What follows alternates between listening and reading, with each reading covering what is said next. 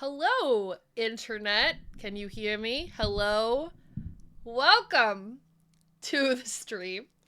We're talking films today because your girl just watched Iron Lung, and as someone who works in film and has been slowly but surely gearing my online content to talking about films and independent filmmaking and um, my commentary on the system. Um, I just thought that this would be kind of a cool way to start another avenue of chatting because honestly, it's something I'm really passionate about. I need an avenue to communicate more. And why not use this platform that I've already been building for 8 years to further my pursuit of discussion? So, yes, I wonder if this works. So, I have this fancy little border thing, and it should display chat, but it is not right now. Iron Lung, Black Marble, good. No, not what I'm talking about. Hold on, let me troubleshoot this situation real fast. Um, because I have this fancy little. Uh-oh, this is not the right account. Log in. Hello, Clutch. How are you? And also, hello, Will. How are you as well? Um, I'm going to try and not speak spoilers about the film that aren't already present online. So, and for what it's worth, and we'll talk about this later, knowing a little bit about the film will probably help you while you're watching it. So, spoiler alert, but really not really. I highly recommend if you are going to see the film that you go watch Markiplier's playthrough of the game. One, because you'll see where the inciting inspiration came from, but then also at the same time, you'll get a little bit more understanding about what's going on in the film itself. Now, where is this chat thing? Hold on. Is it this? Nope. Is it this? Nope, it's not that. Is it this? No. This? No. Huh. Well, I'll tell you. I did have a horizontal chat. And maybe it's this. Maybe it is this. Oh, it is! Okay, there we go. Wait, it's going. Okay, sick. We do have the chat is below. The chat is below. I can see with my eyes. The chat is below. Love it. We have things going. Film schools and the spoilers are okay because they make you pay closer attention. That is true. Also, bringing into the chat today, I will have a couple of guests, but first being my co-host to this conversation, who is the lovely Rob Watt. Rob, your life now. And you're still using your AirPods. And it's also not coming through. Good thing, because that sounded terrible. That is better. Hold on. Why is... Okay, now they can hear you. Rob turns down volume. No! Don't worry. I saw it. And then, later we'll bring, Elizabeth in, too. Lamp Freak Show in the chat. Okay. Where do we begin? Where to begin? Where do we begin with this film? So, I had no idea about this film. Yeah. So one of the things that, like, especially I'm really happy that Rob's here to talk about the film because I love that you don't know you don't know anything about this game. Going into it at least. Yeah. So let's see. Where do we start? I was saying, I don't know if you heard what I was saying, but I was saying that I don't want to talk about like too much like spoiler stuff because the film literally just came out and technically it drops tomorrow. But I think the only thing that really is spoilers is we'll touch a little bit on the character stuff because there was a lot of character development that's kind of the main plot. Yeah. But how it ends is definitely different than the game. Oh, okay. So I'm going to use some keywords to communicate with you what we're not really going to talk about, and then hopefully you'll get the gist. Veins. Yep. Say no more. Say no more. Okay, cool.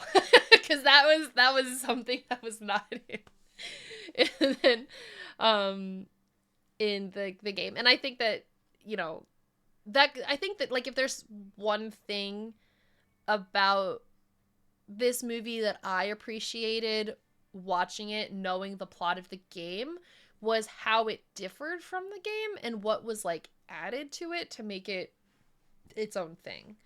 Yeah. But Okay. okay, I have zero frame of reference for this movie. Can I get a brief? Okay, we'll give a, that's a good place to start, Will. Okay. There you go. Okay. Brief plot synopsis. So I'm gonna give a plot synopsis of the game. So Iron Lung is a film, or is a game, excuse me, and a film. It is a game where you play a convict, a prisoner, who is put into a submarine, a la the Titanic submersible, I guess is a good way to put Oh that. God. Very close to, with a lot of more space, where you are investigating anomalies at the. Sorry. Honestly, with the way that sub is patched together, I'd rather go on that than Titan Submersible. I love the Titan Submersible. Okay, so with more space. Again, it's not quite as close, so you could walk and whatever. Anyway, you are a prisoner who is put into, like, welded into, again, a la the Titanic Submersible, into the submarine, and you are investigating anomalies at the bottom of a blood sea on one of these strange moons that we have found during this time, called what's it called? Not the Great Silence. Shit, what is it? Oh, the Great Rapture. Not the Great Rapture. Quiet Rapture. The Quiet Rapture, thank you. Okay, so the Quiet Rapture. What the Quiet Rapture is one day all of the stars went out. All of the stars died. And without stars, obviously, there is no life. So when you play the game, you don't really understand anything about the world. In fact, there was a patch that was added to the game later on where they added a computer system in the back of the sub that you can go and look up lore. Like, you can kind of you learn words like as you're kind of navigating this space. And you'll learn more about the lore of the game by exploring it that way. So it's almost, the game kind of plays almost like a visual novel, like one of those visual novel games, kind of, because the actions are very simple. The gameplay is literally like you have coordinates on a map, and you have an arrow that tells you which direction your submersible is pointed at. The submersible has these little lights around the outside that tells you when things are close. They'll start like blinking at the side that you're going in, and all you do is you turn the direction of the ship, indicated by numbers that are like latitude and longitude or whatever, and then you hit forward and backwards, and like that is the control of the game. And you're going around, you're collecting pictures. You have this very shitty camera that you go and you take pictures of these. You're trying to find these anomalies. You take the pictures of the anomalies, and eventually you discover like in the game you discover like a missing ship, for example, or as you're getting to the last spot, the game ends. Coordinates. That's a good way of putting it. That's a better way of putting it, yeah. So the game itself is actually not like crazy stimulating or exciting. It's more of like a sensory deprivation kind of thing, and they play weird sounds and you feel like something is coming to get you. You see things in the blood that are potentially dangerous. Like it's one of those things where it's more like suspense and narrative than it actually is like you're like running away from monsters. So I was really interested to see how that was going to be implicated into this. Implicated, is that the right word? Implemented, thank you, to this game, because it's like the whole thing is shot in one location. You're in this sub the entire time. And I guess maybe like I'll start with my initial thoughts, and then Rob, you can go off a little bit. Hmm.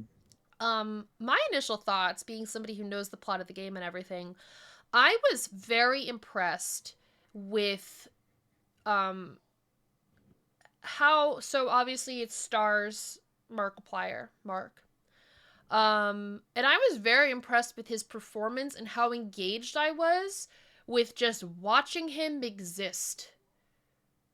Like, the plot is entirely internal. It's entirely this guy, um, like reflecting on his situation, how he got here, trying to figure out this goddamn submarine, trying to figure out what he's looking for, and overall, like reconciling with himself and trying to make. Is it dying? Battery 90%. Okay, it's not dying. Sorry, my headphones. Hi, Fancy.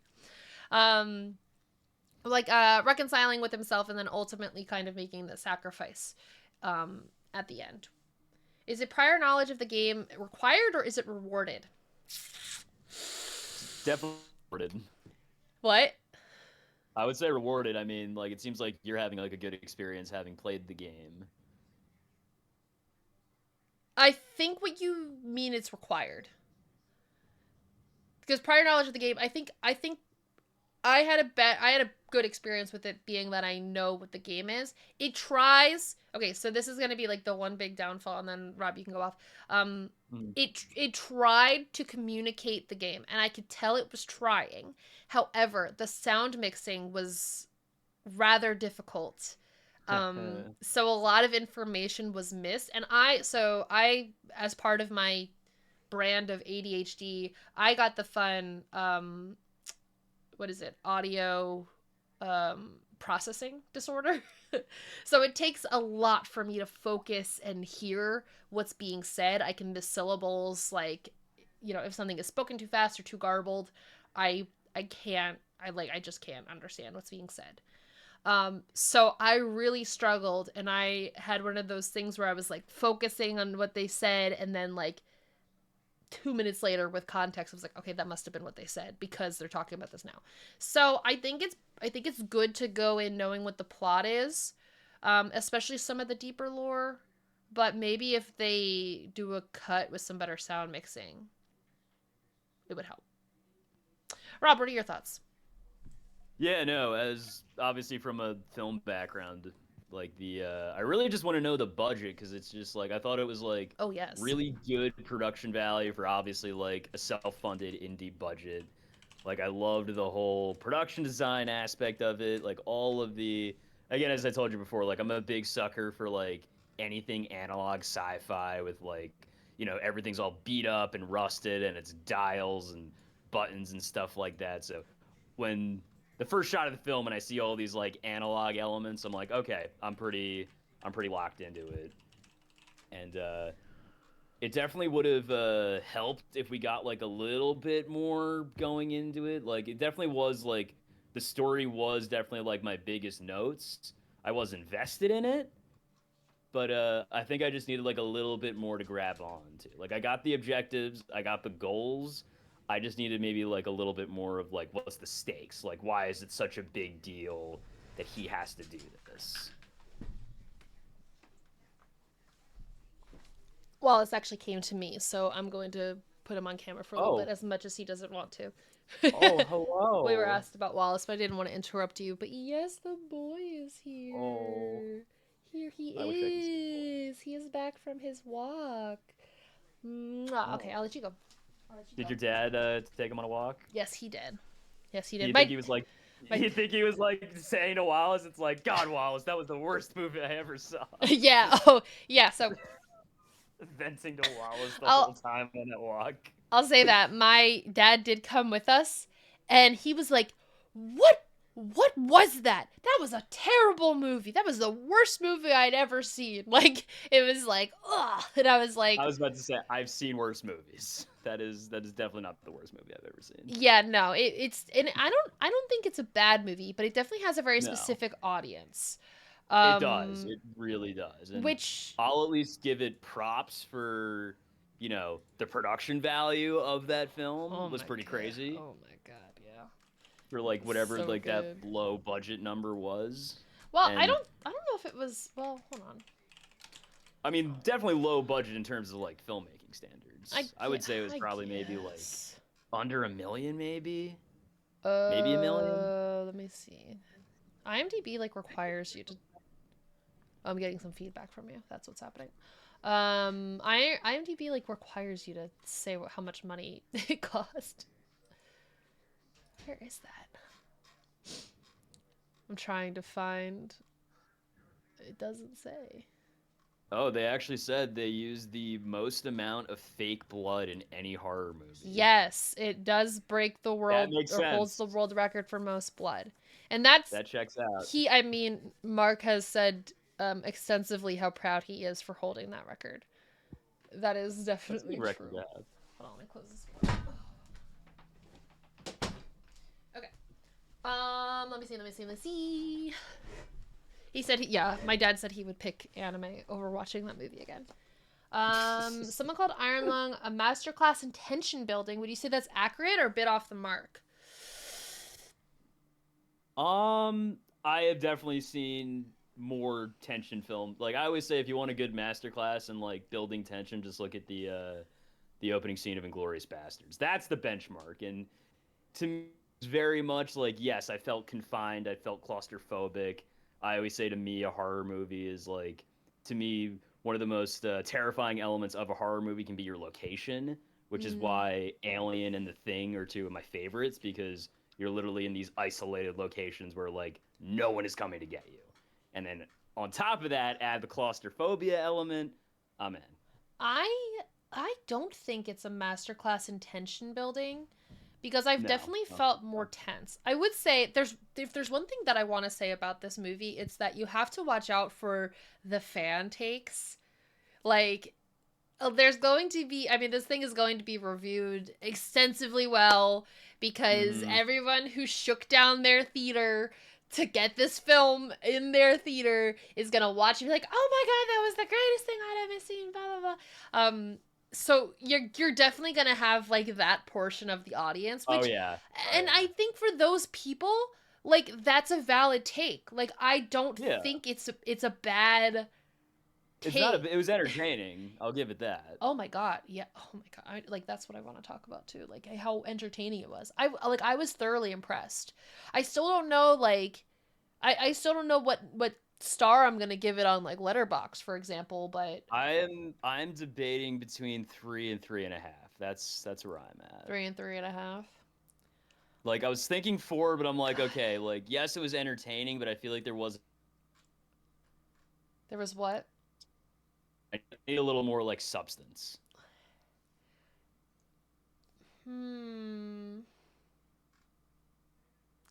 I understand what you mean, but like knowing the context, I feel like it had good substance. I actually thought it gave more substance than the game. Mm-hmm. Well, I will say your perspective is from playing the game. I know. Well, I didn't play the game. I watched it. I watched the Oh, you like, you know, experienced the game. I experienced the game. Exactly. It's oh god. That really opens it up. Petition that Rob's rating system to be watts instead of I like that. It's a 5 bulb movie. Okay, I know Elizabeth wants to give her take.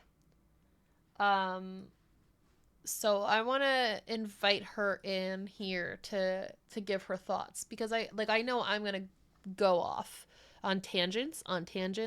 So I want to give her the opportunity to pop in here. Now, like physically pop in or just like on Discord? I mean, she could, but she's probably just going to jump in the Discord, but I could go walk in the other room and go like, get in here for my next test. For my next test. Yeah, have her in the guest seat, which is basically your bed. It does say idle, so I wonder if she's even looking at Discord right now. You know what? We're gonna race. Can she get in this Discord before I get back to my desk? Let's find out. Oh, that's good. That's good. Didn't give the 2 freaking stars on Letterboxd, and I'm still mad at it. I still need to see Roadhouse. A lot of movies I still need to see. Although I always say, like, everyone is entitled to one idiot take on Letterboxd. And maybe that could just be Jim's idiot take.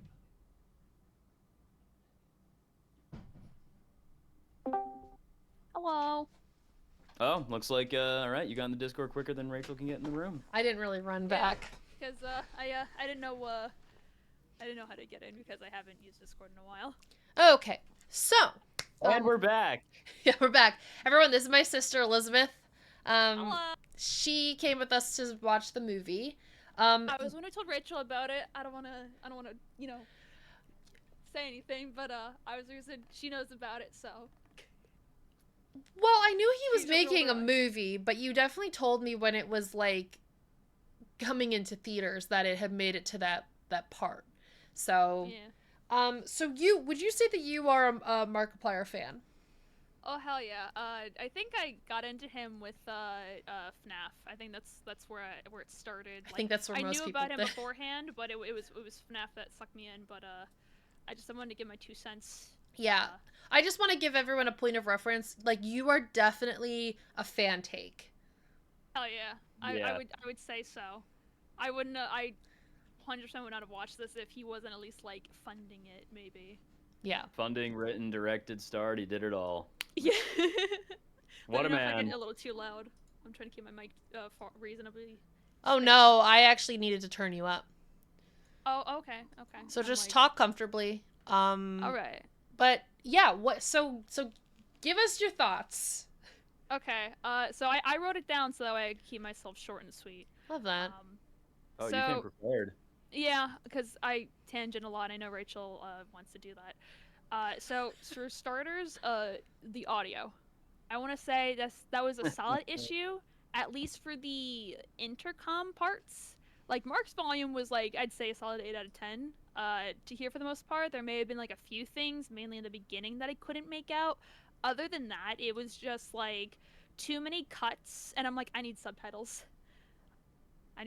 Like, the funny thing was, the movie was quieter than the previews that we saw beforehand. That's what I thought It's was true. funny. Now, I'm wondering, could that have been the theater? Because the fact that, like, our trailers were, like, really, really loud, and we maybe didn't, like, hear parts of that, could that theater just, like, not have been mixed properly? So here's the Maybe. question though, because this is a thing. Like, editing studios have Absolutely. you edit like what feature like professional films are edited in like what at least a 5.1 surround. Like, they have all of Yeah, the 5.1, they literally yep. but they have like all of the speakers in the editing booth. I'm pretty sure he edited it in his house. Oh, boy. Like, he edited it, like, so, Rob, because you don't know the BTS, and I'm gonna have to go and pull up these pictures. I was about to say, give me that he BTS. Give me posted, that sweet BTS. let me see if I can find this, accessibly. Like, give me that Criterion, like, 2-hour BTS documentary on that. I Will Die on a Hill that Stinks on a Planet Solid 4 out of 5, because the title tells you exactly what you're getting from the movie, just like Cocaine Bear. Good take. So he, especially to render the blood, bro turned his, let's see how I'm gonna do this. Nope, that's not it. Maybe this one. Yeah, okay. Just for the sake of showing you. He turned his bathroom into a server room. Like, what you Oh are my seeing God. is a 360 Goddamn. camera of Markiplier's bathroom that's been converted into a Holy server shit. room to render dedication all this of man the has. VFX. Because obviously the blood was the blood, right? Like, that was Yeah. all real, but there was a Mhm. little bit of VFX, and to make the viscosity and the visual That's insane. thing correct, like, so it was literally edited in his house. Like, I'm pretty I know that he there's like certain. Does he scenes have that another he bathroom, or is that his edited. only bathroom? Oh That no, would he be- has other That bathrooms. would be His- so With funny. how much money this man makes, I guarantee you he has at least 3. It's just At like, it's a least 3 3. bedroom, 3 bath, 1 server room house. And that's how it was self-funded. But yeah, yeah, bro. I think if he turned up the audio, like the music, like the like music, sound, background, ambiance, whatever, fine. I think if they just heightened the voice just lines made it just a little more clarity. Yeah. Like, especially for the, like, at least with like most shows when they have like phones, intercoms, whatever, that are like bugging out, you can still at least make out what they are saying. Yeah. it's a real fine line, That was his because you second want it to guess. sound distorted, No, that was a but bathroom. you need it to be clear. If there was like a screen that just had like the words pop up or something, like a part of like the speaker, like if it just had like something or whatever, something that just gave a Yeah. bit more clarity as to what was going on. You said that was his second guest bedroom. I'm pretty. Oh no, wait. This is the bedroom. This. Here, this is the bedroom. With the air cooling. Oh my god. But he definitely. Oh my god. Oh, it is bathroom. Oh, okay. This looks like a bedroom though. Sorry, I'm. Hi, look at me misreading chat again. I would I say mean, the dedicate- best thing to do in this situation. So I've seen this with like people who make Vocaloid music. Is that if you're going to be testing out the audio, like do it in all forms. Like put it on a TV, put it on a computer, put it on like a special speakers, Okay. headphones, earbuds. Test them all out. You don't understand That's though. that's just what pops into my head when I see this. I hella don't. I'm not gonna pretend Like, to. I'm just I this is, like, understand. from the outside perspective. That's all I'm saying. No, I understand the take, but this is his like first feature film, Mhm. and I know he's obviously like, bro is like an Emmy. Like I'm not disregarding any He's of done that. In Space with Markiplier. He's Heist with Markiplier. This obviously is not his first David rodeo, but being like the Mhm. main guy who made it, obviously there were going to be a couple of like misses or whatever. This is like Yeah. not that big a deal. Like, No, well, very tolerable. No, actually, sound is a very big deal. No, like honestly. I meant for this scenario, like for like first time. Mhm. I'm not gonna penalize that. Like I'm gonna be like, oh yeah, you do audio, but like I'd still like I would watch it again, probably to see what I missed the last time. with subtitles. Oh hell yeah, 100%. Um, It was mainly just in the beginning. I think the beginning was the issue with the audio. Towards the end, I kind of was able to adapt. yeah, so there's a lot of the communication was with like a speaker.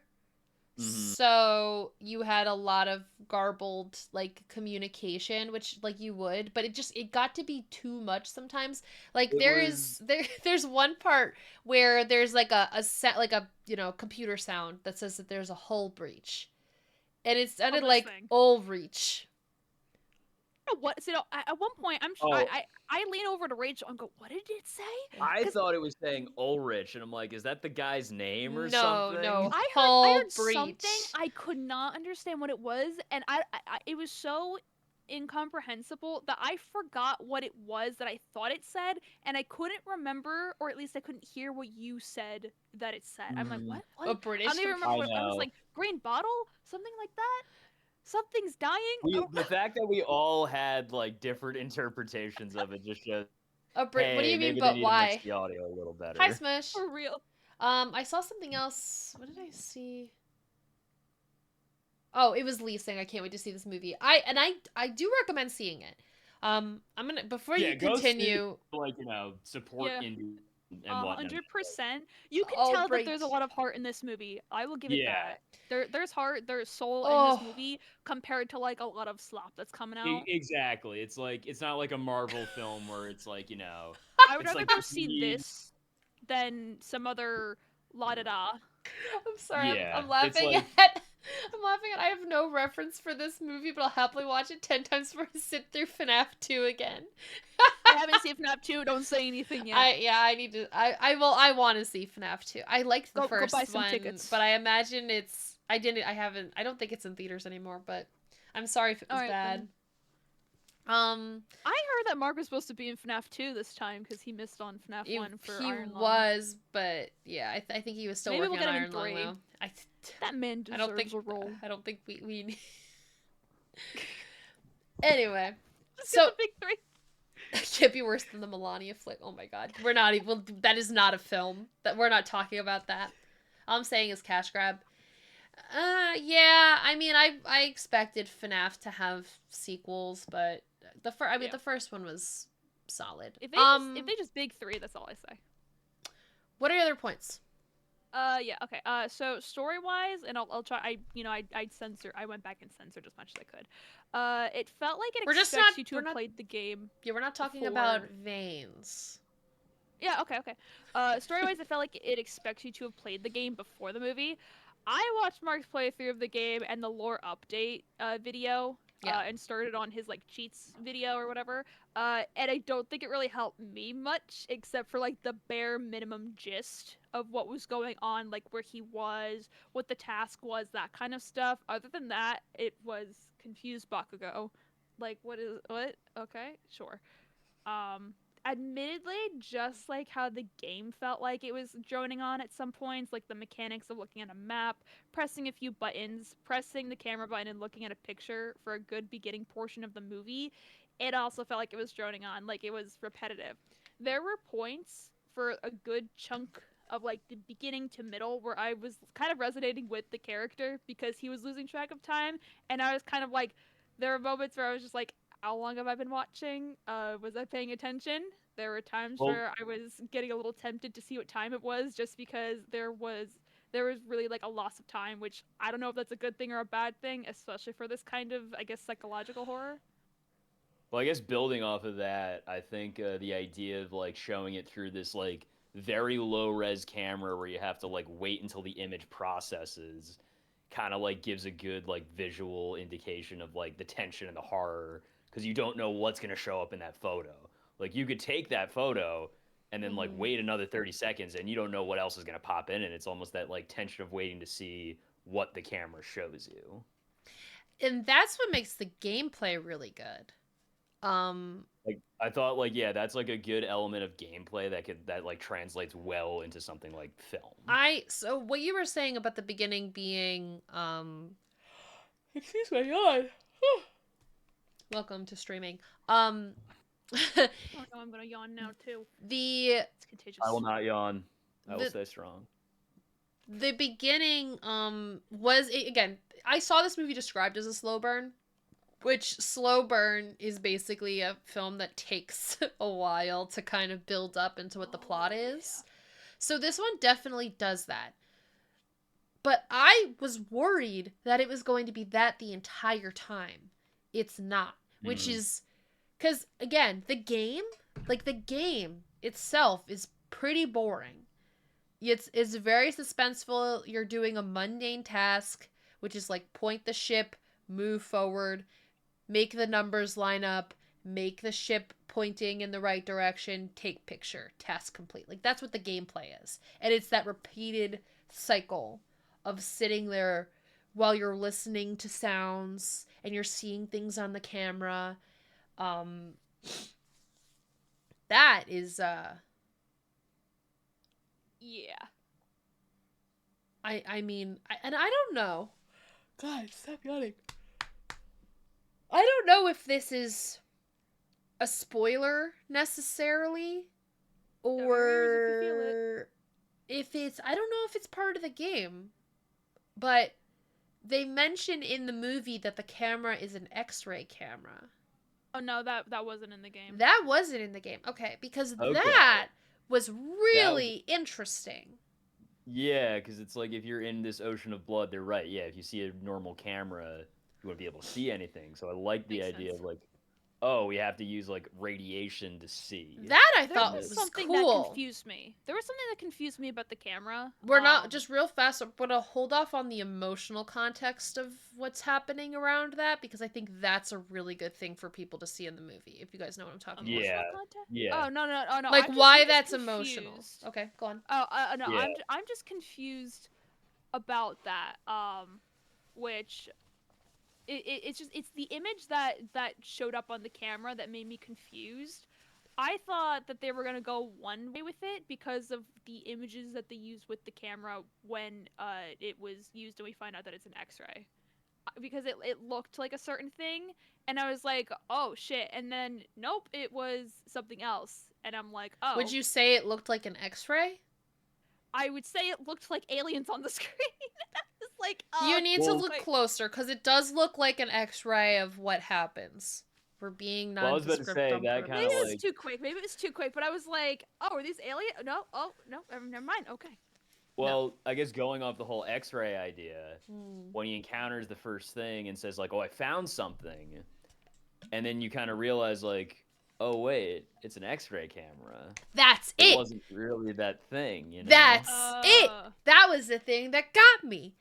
Yeah. And again, it's like I'm leaving the emotional context out of this because like that moment. What? It just clicked. That clicked for me. That is Yeah. an X-ray camera. That's why they're seeing all the. Yeah, Oh. Yes. Yeah. Yes. And Dandy- this is why you should dandy see the movie. excitement. And this is why you should see the movie. Sorry, I'm just catching up with chat, making sure. Making sure they're fed. Dude, that's so funny. That didn't click in my head at all. Until just now. Yeah, that's what makes it. Because Something that's. something just plugged in. But that makes sense. Like, that must be true to the game, even though it's not explained in the game that it's an X-ray camera. But that makes sense because the pictures, they look like an X-ray. Like, they like... 'Cause it's like you have to wait until they process. And again, I feel like that Yes! helps like I killed the chat. No, you're add to the good. tension. Tiga. I killed Tiga chat. Dude, that just cleared it up for me. Oh my god. I did not even process that. Like the entire time in the movie, I did not make that connection. You know what I call that? I call that like a padlock revelation, where it's like you get some information, And you then- think nothing of it. You get a little more information, you think nothing of it, and then you finally it all clicks together. It all comes together. One thing I want to say that's interesting, and this is not about the movie itself, but I'm just looking at the IMDb Pro page specifically. I wonder if it's on. Did they give the IMDb budget? page. It did not give the budget. No, I was looking. Yeah, okay, so it is on Oh. IMDb as well. So the description says, in a post-apocalyptic future after the Quiet Rapture event, a convict explores a blood ocean on a desolate moon using a submarine called the Iron Lung to search for missing stars/planets. That is not true. No, that is Way definitely off. not true. That is not true. They do not find Whoever missing wrote that synopsis needs to be fired. is incorrect. There are additional plot summaries. But two people added the game description to the details page because IMDb Pro is also something like a little bit of a Wikipedia. Sam! Sam is here. Hello, Sam. Okay. I had so many thoughts and I'm like, what was I gonna say? Did I talk about my Story. dad yet? We could talk about your You dad. briefly, that was We funny. briefly mentioned that. We I did, was guys. gonna ask, and then you got like briefly mentioned. He I was gonna just say, like, get "That was him on the horn, worst." see what he thinks. He Oh my said God. this loudly too, which I was like, Ray, quiet down. I did mention that. He was like, he hated it. It was like a one out He was, of nothing. He like hated He- it. hey, We he said literally got, he like- said he'd watch anime movie again over That's- it. I'll that's take right. that. So you take that check to the bank next time an anime movie comes out. Hell yeah. Well, yeah. I mean, he took me to he took me to see Demon Slayer, which like was so sweet of him. The we almost had like all corners of the spectrum. We had like the Markiplier fan, we had the Markiplier fan and the filmmaker. We had the filmmaker, and then we had the layman. Am I the Markiplier fan and the filmmaker? Yeah. I'm not like I'm a Markiplier fan in the sense that I respect him as a creator and a YouTuber, and I just like respect. Is that Lamp talking? It is Lamp, Sam. I respect him for what he. I don't like watch his shit all the time. Like, I'm not like a huge like, you know, But I respect do. him as a It's like creator. you know him, you have context. Yeah, I am the contextual filmmaker. You are the Mm, non-contextual filmmaker, and then my dad, the who layman. who had no clue what was going on, hated the whole thing. He Just was there like, for the ride. I didn't know what was going on. Hated the ride. Hated the It's like that ride. man like rode a roller coaster and was like, yeah, I hated it. There were times where I looked over and he looked like he was sleeping. I'm sure what I mean again without the context, or at least without some of the understanding of what's going on, which they tried to explain in the movie, but again a lot of it was cut out with the audio issues. There was a what is it, a voiceover at the beginning. I thought there was gonna be more of that, and I was a little disappointed there wasn't, just because I think it would have filled in some of the gaps. We needed the Star Wars pre-roll. We We needed the Star Wars My pre-roll. ADHD needs a verbal Star Wars yeah, that. Like that's what I needed. Like the the stars are I will gone. say, The I planets have enjoyed the disappeared. overall experience. I enjoyed the overall experience. I'm Just happy the I Star Wars, went. but in a minor key. I mean, here's the other thing too. If you played the original version of the game and did not see the lore update or play it again, because I don't know if anyone in their right mind who would really play that game a second time after seeing like a lore update come out. No, we just watched Mark play it. Well, that's what I'm saying. I mean, but if you didn't watch, like if you were somebody, you don't know who Markiplier is, you watched Iron Lung, and then, or I'm sorry, you played Iron Lung, and then you go to the movie and you watch Iron Lung, and you get all of this lore context, you're probably not going to have a clue what the fuck anyone's talking about. Yeah. Hold on, wait, what, Will? What is this? All I'm saying is I'm 6'9", so if you introduce me to a woman that makes me have to look up to her eyes, then chances are I'll develop a crush. What? I'm gonna need What's some more context. I think I had more context from Question Iron Lung for than I did Will. this. Yeah, right. I've absolutely That fallen was more asleep during lore bad than the movies. entirety of the movie. I took my daughter to see Demon Slayer. I didn't enjoy it, but she did. Will, you are a father of the year if you do that. Oh, that's great. If you take your kid to an anime movie just for them, hands down, best parent. Like, Dad was literally ready to watch it in the subs. He was ready for the subs. He had no idea what was going on. We almost watched it in the subs because they played the wrong film, and some people had to go run out and be Daring. like, "Hey, you have the Oh, subs, not the dub playing," which I was terrified of. Subtitles. Yeah. We're talking about the new Dresden Files. I see. Okay. Did Will fall asleep during the Smashing Machine? I still haven't seen the Smashing Machine. I need thought to that see was that. okay. Marty Um, Supreme is definitely the better Safdie brother movie, and you can tell which Safdie brother has like the directing juice. Elizabeth, do you have a third point? Yeah. I had a few more things to say. I'm sorry. Please go on. No, you're good. You're good. Yeah. No, I wanted to let you guys get out. I think I'm gonna get it out. Sorry. I think it should have been a prequel to the game. At least it seemed like the movie was Ooh. building itself up to be a prequel to the game. Okay. And I'll keep this as bare minimum banded as possible, but it felt like what the character was focusing on at the end would have been what the character in the game would have been on a search for, to give a bit more reasoning as to what he's doing, if that makes sense. Say that one Like, more time. Well, okay, so what the character in the movie was focusing on at the end. The task. Yeah, no, like at the the objective change. You know, I don't want to say what the objective Oh, change okay. was. Yeah, the final that. task. Yes, okay. Yeah. That would have been like, because like we see something, so it would have made sense. Like, okay, game character, like, oh, this is like the sequel to the movie, and the game character is going on a search for that, and like that would kind of, that if that's like what it would have been building up to. Like, I know that's, the game came first, but what I'm saying is that the movie made it seem like that was building up to that. I And I feel like there's understand. a part 2 coming. Yeah. I understand.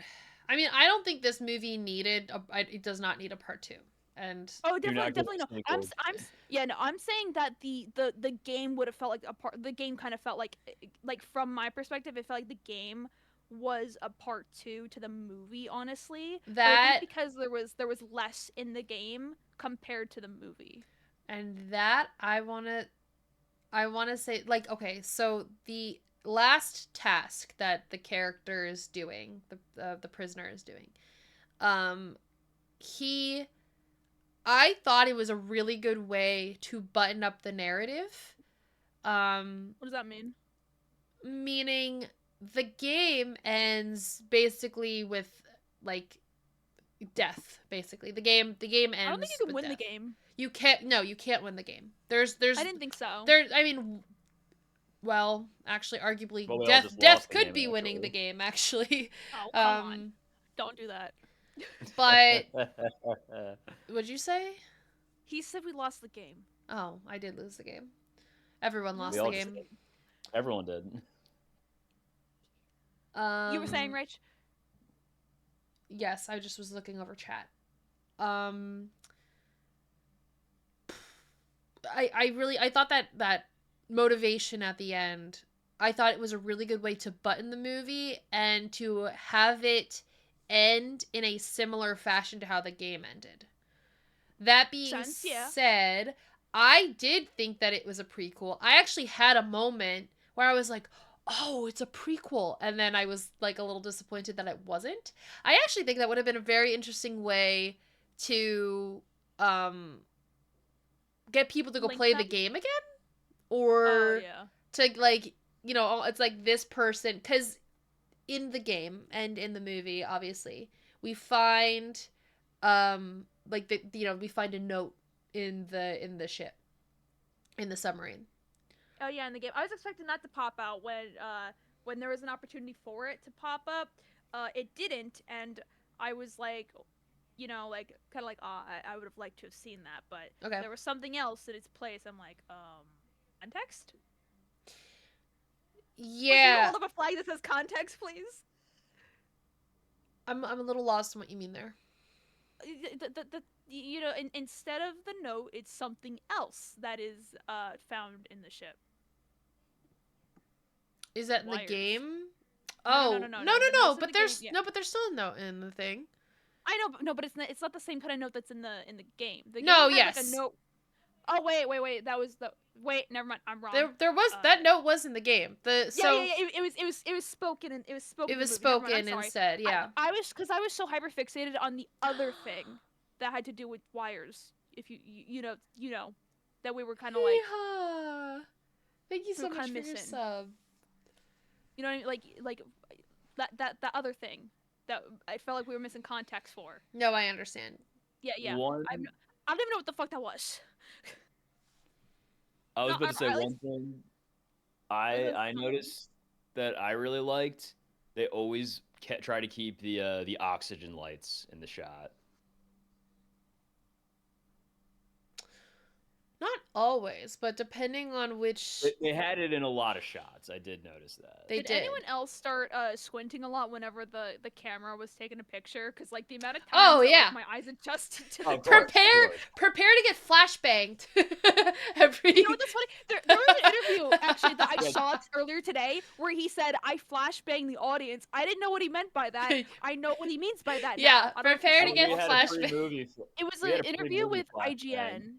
He did an interview with IGN about it, and he was like, "I flashbanged the audience," and I'm like, "A lot." Sure, you did. No, he did. A lot. He did.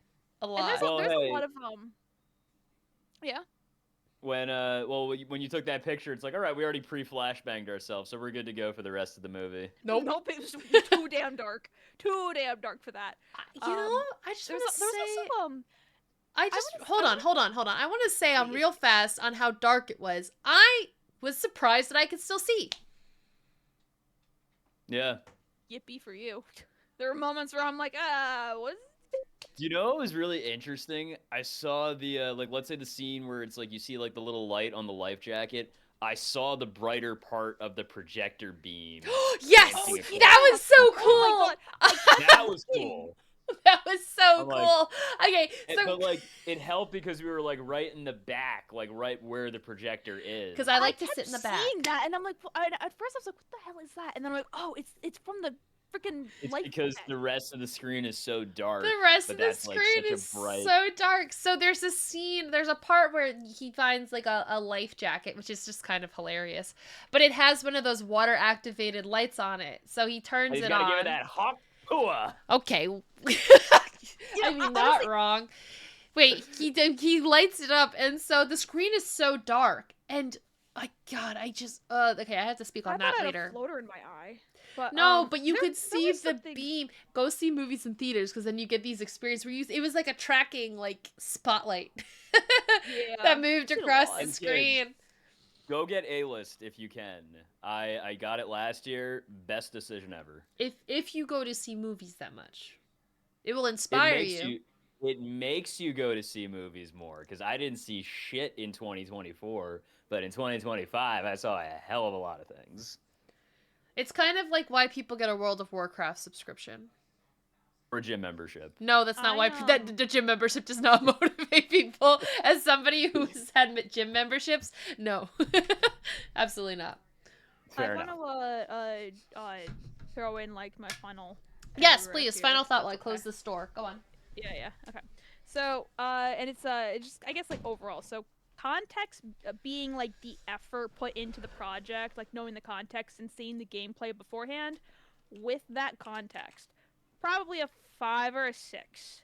Without the context, maybe like a 4 or 5.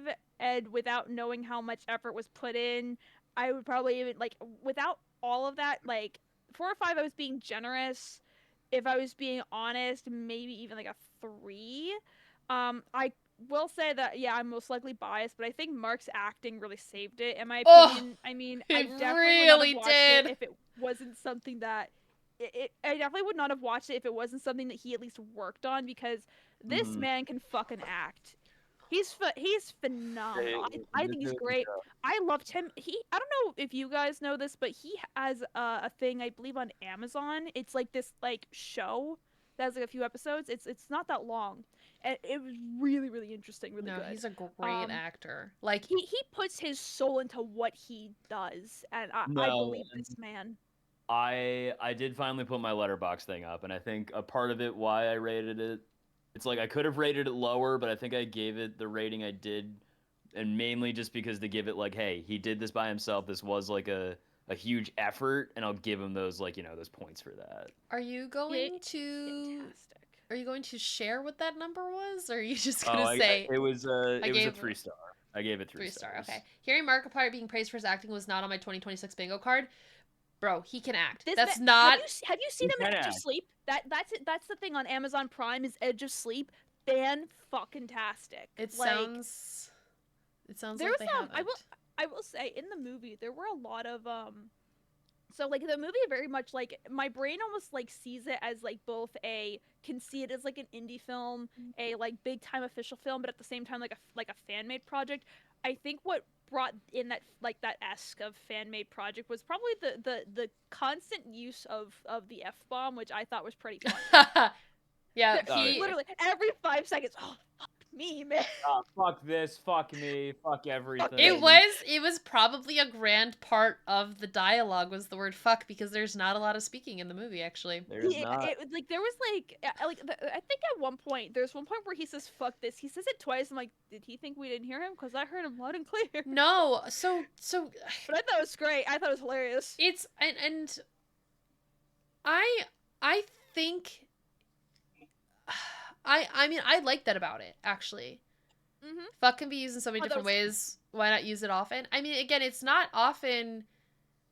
Like, I feel like in screenwriting, if you have too many curses, it can kind of like Ruin it. ruin your like the I don't know, the effect. It also it doesn't help the marketability, because what is it, like 2 or more F-bombs, it becomes an R rating, and you instantly lose a big audience the second you have an R rating. I don't I mean, think the anyone peca- cared you know- about that at this point. I mean, there was already a R rated, I think. Oh I yeah, I no. I just think about like like, and I'm gonna pull up a quick side comparison here. When I finally watched, you definitely haven't seen this, Rich. There's a show called Teen Wolf. They had a movie that was like continuing on from this show, and because it was a movie and it's not like, Teen Wolf is for like, teens and young adults, they made this like a full on like movie where like they threw in like a bunch of cursing and like literally nude scenes, and I'm like, hello, this is not, like that's where it ruins it. Throwing in like, I don't mind, the adult stuff mainly in anime, real life, but in, something like that, I'm like, okay, not necessary. I mean, But it with depends like with this, on the it was narrative. it was pretty good. I didn't mind it. I didn't mind it in this. I thought it was funny. There was just one point where he says like fuck this, but like he says it a little too quickly, in my opinion, that I was like, I'm like, we heard you, we got you. You fuck this. Yeah, No, agree, I fuck thought that it was too. perfect. I thought It was the one instance that was just, but that's just me being a picky Nancy. I mean, I will say I do use fuck a lot in my I everyday do too. life. Rachel But can testify. I that's my favorite curse word. So on that, like on the acting, on all of that, I mean, I feel like I could go on a longer tangent, but just kind of to be brief for now. I just thought it was, again, it was so interesting to watch him like do shit. Like just completely submerged in this scene. Just He's believable too. doing shit. Yeah. And like, so that one scene where he's saying fuck, it's because is that Which time? where no was but gonna say the that- one scene that you're talking about is when Oh, that's he looks down. yeah, he's going into the undercarriage of the sub, right? Yeah. That's in the Yeah. that's in the trailer, so we could say that he looks Yeah, down yeah. like fuck this. Yeah. Lamp got any anime recommendations? I'm gonna say you could type those in the chat. Just to If kind you of keep. DM me on Discord, I'll give you my list. I was gonna say she will go on for 20 minutes, and I ain't got time for that. This No, is no, my no, stream. no. I don't want to be. I don't want to be. I don't want to be on that for too long. This if is you my want, stream. you can hit me up on Discord. I'll shoot you my messages. or I'll you just can preach the good word of put your- Attack on Titan. put your top 3 in the chat, Elizabeth. You can type Sure, that up. sure. I'll do that. But the like, he's like fuck, like it's like one of those like this double, like triple even, where he's just like shit, because it's like what else would you do in that situation? Like I would definitely say that. I like, what else is there to say?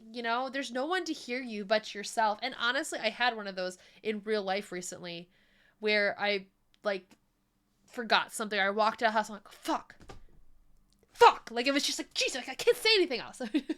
Just Yeah, like I think so. Something I want to give, this is what I hold to actors in a very high standard. It is the believability. As someone who is a diehard on the supernatural, paranormal, not normal, genre, Mhm. for anything, mhm. if the actor sounds like they don't believe it, or they think, or it's cringy, or like, if I don't believe them, unless the character is supposed to be like awkward in the scenario, then they don't do it right. So like Yeah. in like Vampire Diaries, I believe that we're dealing with vampires, doppelgangers, witches, because the actor believes it. And Charmed, Holly Maria Combs season 1, very uncomfortable, but you know what? That fits Piper to a T, because later on in the season, she doesn't give a fuck and she's so comfortable. So I'll give that to her.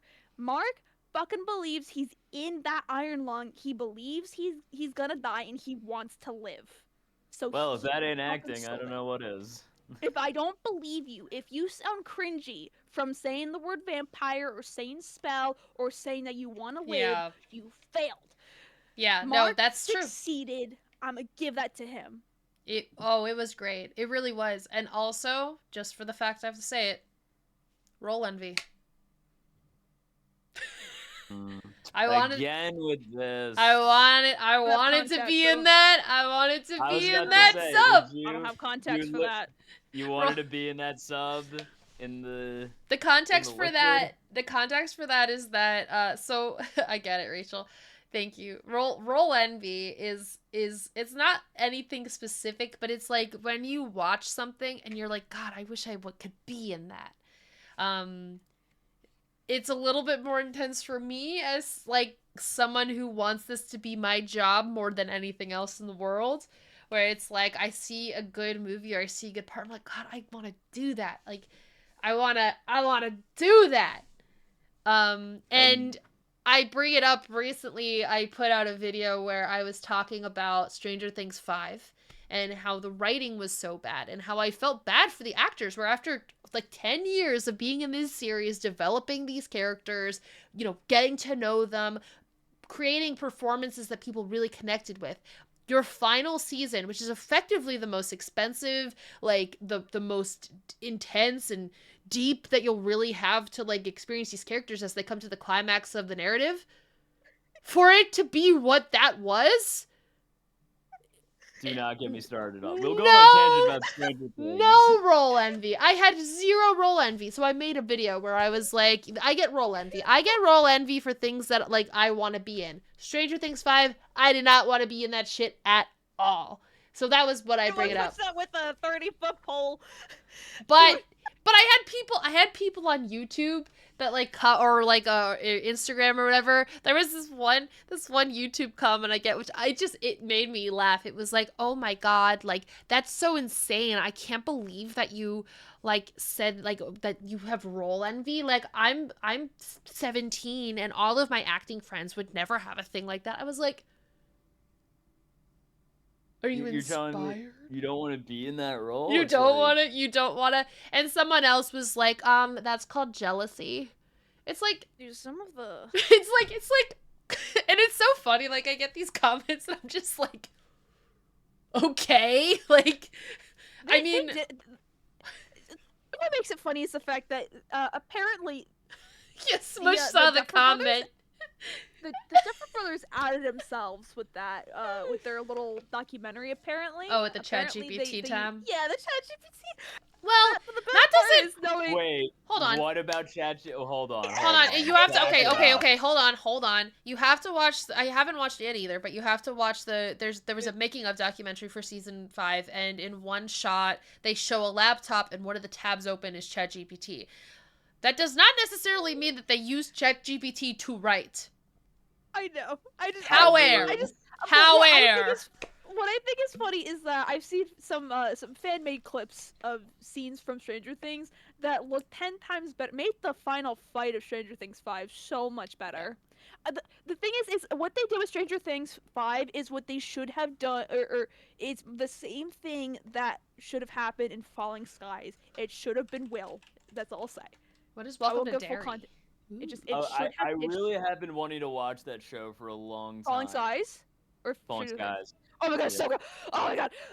Just all I'm saying is, for Falling Skies, it should have been Ben. When you watch it, apparently my mom said that they put it on Netflix. When you watch Falling Skies, it is like about 10 to 12 episodes per season. There's 5 seasons. You get it done you can get it done so quickly. It's so good. Season 2 and early season 3 are my favorites.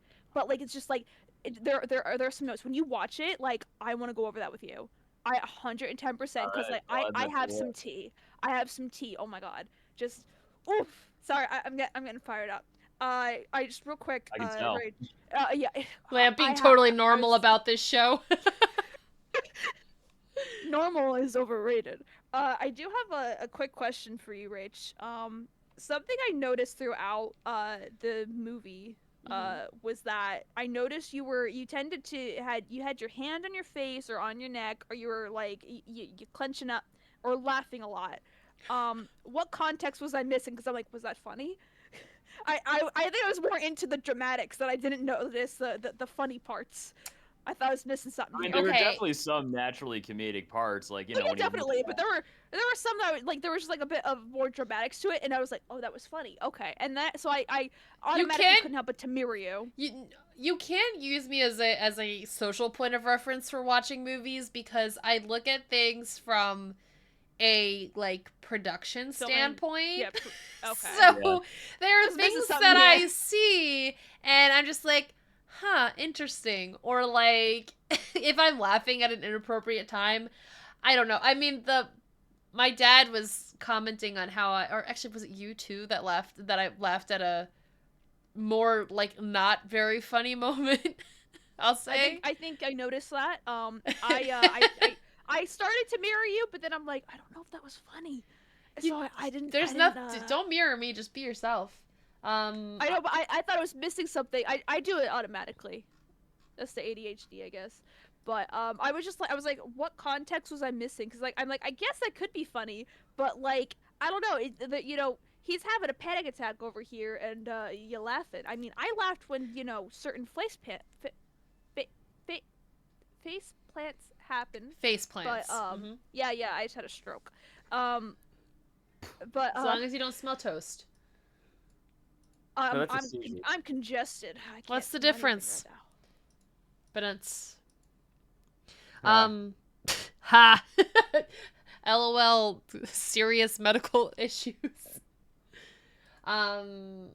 Dude, if you watch sorry, my ADHD.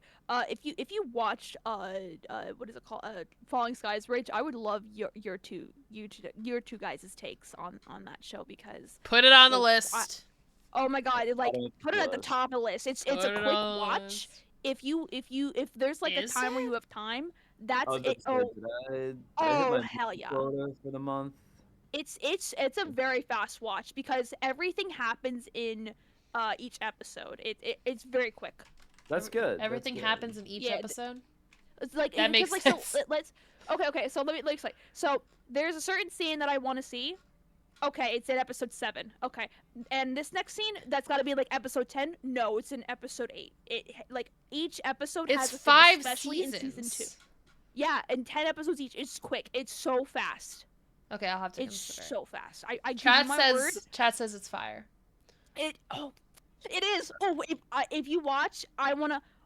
Oh yeah, Coach Cheese. I Does fucking it- love Coach Cheese. Spielberg have like a role in like executive producing or like his production company did it? Because like I Wait. just remember seeing trailers for it and it feels like like a War of the Something- Worlds vibe or like Yeah. So it like okay, yeah, I guess you could give it that. Something I think is funny that I just discovered. For those of you who are fans of House, the medical show House, Wilson is in Falling Skies.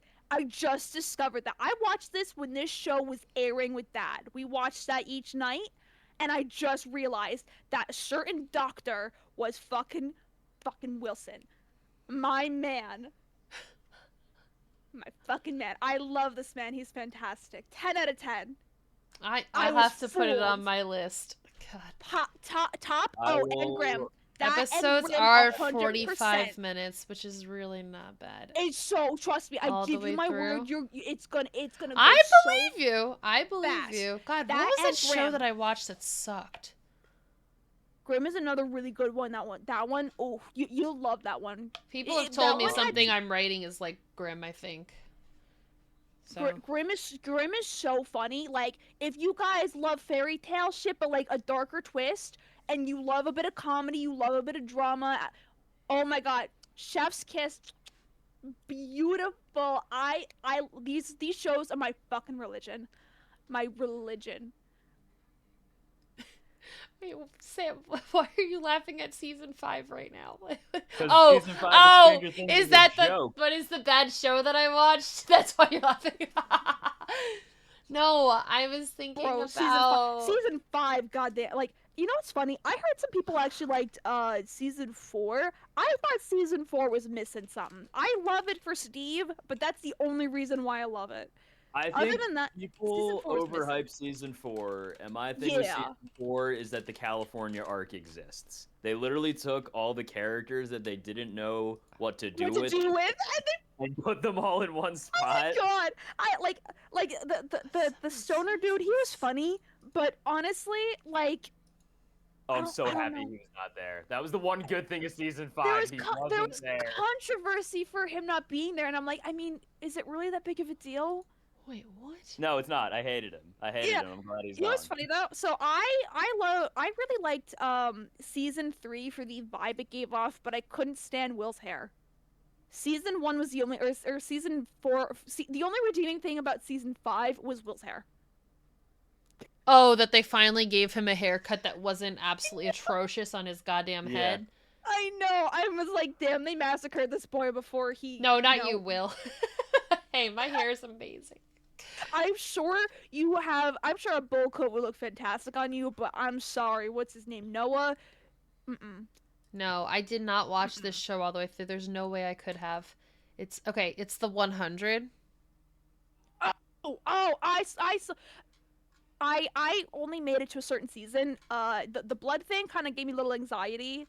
That was a show that Kim got me into. It was interesting. I was invested, but I fell off, man. I fell off. I might go back one day. I have no idea how much of the show I watched. Maybe I didn't watch it. Maybe I watched like a plot, like a YouTube thing about it or YouTube something. short, yeah, like probably. maybe That I was watched going a around. condensed version about it, but I just remember I watched it and I was really pissed off about it, and I couldn't stand the was, production design. But There anyway, was I think I left off on. I remember it started. I think it was a brand new season, and they were outside eating at night. It looked like it almost looked like they were at a restaurant or I something. have no idea. That's all I remember. Anyway, we're very, very off track. I was about to Sorry, say, I'm so sorry. we have taken a massive detour so far. We're in a different state. We I'm are sorry, in a different. I'm sorry, we brought up some good shows and had to talk. This is just the ADHD. Is that all of your points It's though? in your tags. It's in your tags. It's fine. Is this all of your points though? Oh yeah. I got my 2 cents, and thank you for letting me share. Yes, of course. Happy I would to give love you the to platform. do this again. Thank you. I would love to do this again for the other 2 shows that I recommended. Those shows are fucking fast. 10 out of 10 for both of them. I have notes, and you'll love my notes. You'll probably be impressed with me. So here's the thing. I just want you to know, you're not loud sound-wise, but you are peaking on your mic. For real? Yeah, your sound is getting compressed when you get loud, so I would check your gain. I can tell because you're getting really excited. So I can tell too. I'm sorry. I'm in love with this show. Goddamn. Is that better? Did I fix it? Yes. Okay. I'm so. I No, can't- you're yeah, fine. sorry. You're This totally is a brand fine. new mic. I'm still trying to figure it out. I don't even know the quality sounds. It so sounds I guess great. I'll go back and see this. You're so great, but yeah, you'll hear. But anyway, thank you for joining us. Yeah, thank you for letting me join your little podcast. This was fun. Of course. Yeah, the podcast stream. The podcast stream, yeah. I would like for shows at least. I would love to guest star on your future podcast of talking about shows. I want to Guys, do more of these. Dude, I would for shows that I know at least. We'll see. I have to So actually. cool. It was Think filmed about in it. Austin, Texas. I guess that makes sense. I'm Yeah, hot taking right Austin is now. kind of- What was your wait, that was your warning. The Big Bang Theory is an awful show. And it just no, well, wait, it deserves a love it gives. I mean, I know it was an awful show. That was Yeah. a terrible show. I mean, And there's 2 spin-offs of it. it was I'm about to go. I've been like I started on Big Bang Theory. I want to watch Young Sheldon, and I've seen the clips on YouTube. You know, the YouTube shorts that they summarize everything. There's actually a website that lets you watch Big Bang Theory. I'm sure there Like, is. it's just there. I mean, just either think it's way, funny. I don't want to talk about that right now. Oh my god. No, let's bless talk you. about the movie that we just What the watched. hell was that? I have no idea. But yeah, we're not talking about the Big Bang Theory. I don't need to waste my time. No. Damn. Okay. So back on track.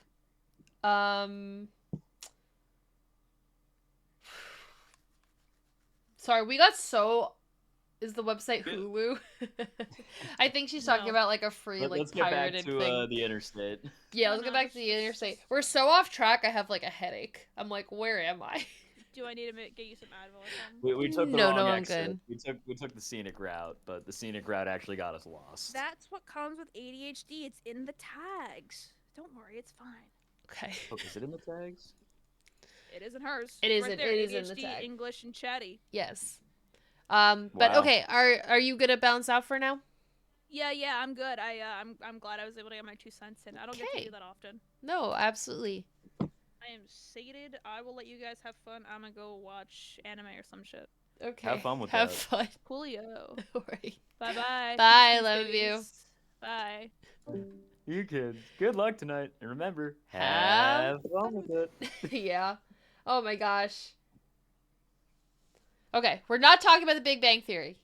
No, We're not talking about. We do not talk about inferior media here.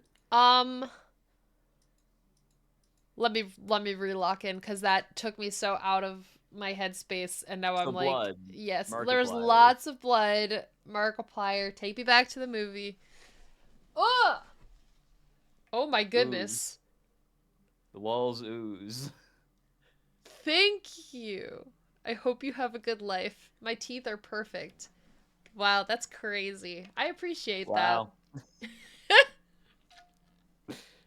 that. So I just got to know. Hi, very voiced welcome. We're talking about Iron Lung. I literally just saw it.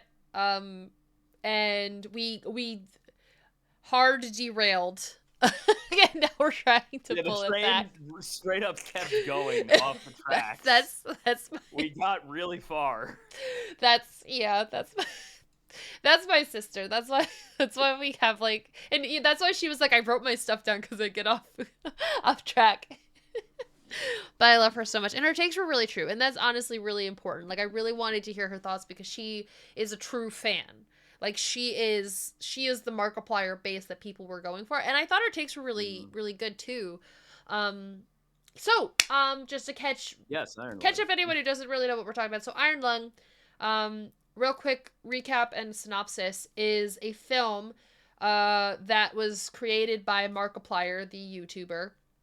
And it is about a game called Iron Lung. Well, it's not about a game, but it is an adaptation of the game Iron Lung, in which a convict is put into a metal submarine, a la the Titanic submersible, to investigate anomalies at the bottom of a blood sea on a moon. Never heard of it. You wouldn't have it. It's like an independent thing. Very indie. The only reason why anyone really knows about it at all is probably because of the hype that it got after Markiplier played it and the bigger YouTubers. It had like a very viral marketing campaign. What do you mean? Like to get it into like theaters. No, I was talking about the game, not the. Oh, the game. I thought you were talking about the movie. The movie did have a viral marketing campaign, and I mean, I can speak on that because I was supposed to go see it at my independent theater, but I think they ended up like revoking the license or whatever because not enough people bought tickets, which I knew was going to happen. That's probably what it was. Yeah, because my showing got refunded, so we ended up going and see it at the AMC, which is still. And hey, I got to see it for free, so I won't complain. You know, Rob, when the thing came up and it was like, and special thanks to our A-listers, I almost like gave you a little pat on the back. You shoulda. You don't need more praise than. No, I do need more. I preach the good word. Go to the theaters, kids. I feel like I'm not the Markiplier target audience, but I am willing to give it a good shot based on your recommendation, the fact that it's something different. So that's. I mean, just go support it. That's really like my thing. Yeah, so that's the reason why I'm talking about it, because, and that's what I was saying to you, Rob, is that like I'm not a Markiplier fan in the sense that I'm not like my sister. Yeah. I know a movie called Iron Fist. That is a different movie. But different iron body part. Yeah, different iron body part. But the reason why I was talking about it and hyping it up so much is, one, because there was a huge conversation going on around it, because it was like, what, in December, Markiplier dropped that it was coming to theaters. And people were like, I need to see this movie. And like, kind of like that scene from SpongeBob, with all of the paper and fire in the brain. It was like everyone was like, how do I fucking see this movie? And and it was, yeah, we heard his name. And it was just that he distributed it himself. Why is that a big deal? Yeah, it is self. Yeah, that's a pretty big deal. It is self-distributed. Why is that a big deal? Directorial debut. First feature film getting put into the public market, movie theaters. Not going straight to streaming, that kind of thing. that requires, at least at this point in the film industry and the systems that are currently in place, like that requires a ton of money. You need like a Mhm. distributor just to kind of get you the connections, like just to Yeah. get to like AMC or Regal or Cinemark, whatever. Like Yeah, to you get it's almost like an agent where it's like they have to like vouch for your film and like hope that like you'll get slots at this theater. Exactly. And the reason being is because the theaters are not going to invest in a movie that isn't going to sell tickets, because theaters also Mhm. at this point are not as bad as they were post COVID, but they're kind of like Yeah. a dying breed. They I are God, I hate that, but it is. It's really sad because like that's one of it's what is it? Not a community. I mean that's not wrong. communal. It's a communal experience. It's one of those Yeah. like good like public experiences. Going to Yeah. see a movie, it's like an event to go through. It's something that, I mean, although Mhm. ticket prices are a little bit high right now, especially in A-list. commercial, shut up Rob, in commercial theaters, independent film, you can buy $10 movie tickets at smaller theaters. um but you can, instead of supporting corporate, um even though it's still Hey, dying. I go to my local indie I theater, know all you do. right? I know you do. I'm just like, if I hear A-list one more time, Rob. Listen, listen.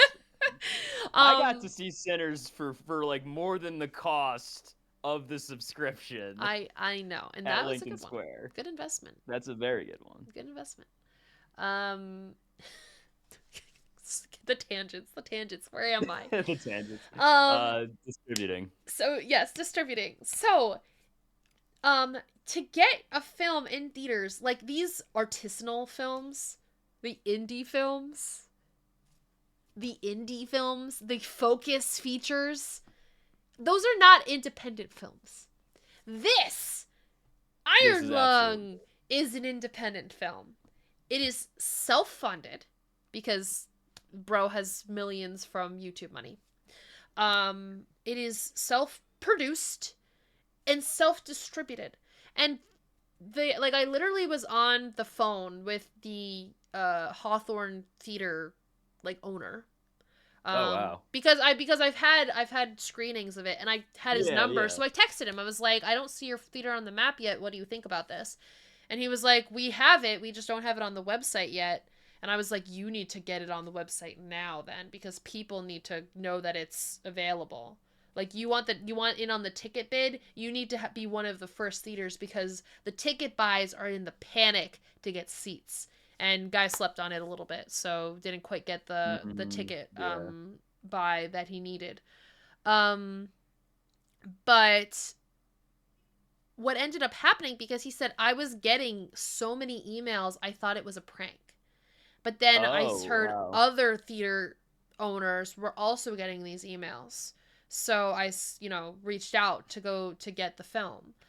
And I was a little worried about this. I was worried that these, independent theaters were going to reach out, get the movie, and then, not get the money to Mm-hmm.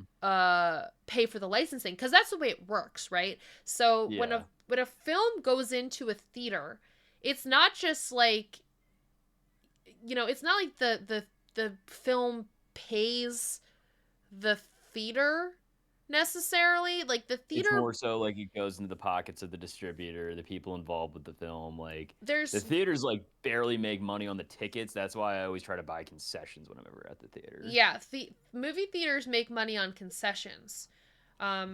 Which, point on that, if you saw, or if you knew about the Stranger Things 5 screening that was happening at it was just at AMC's, I believe.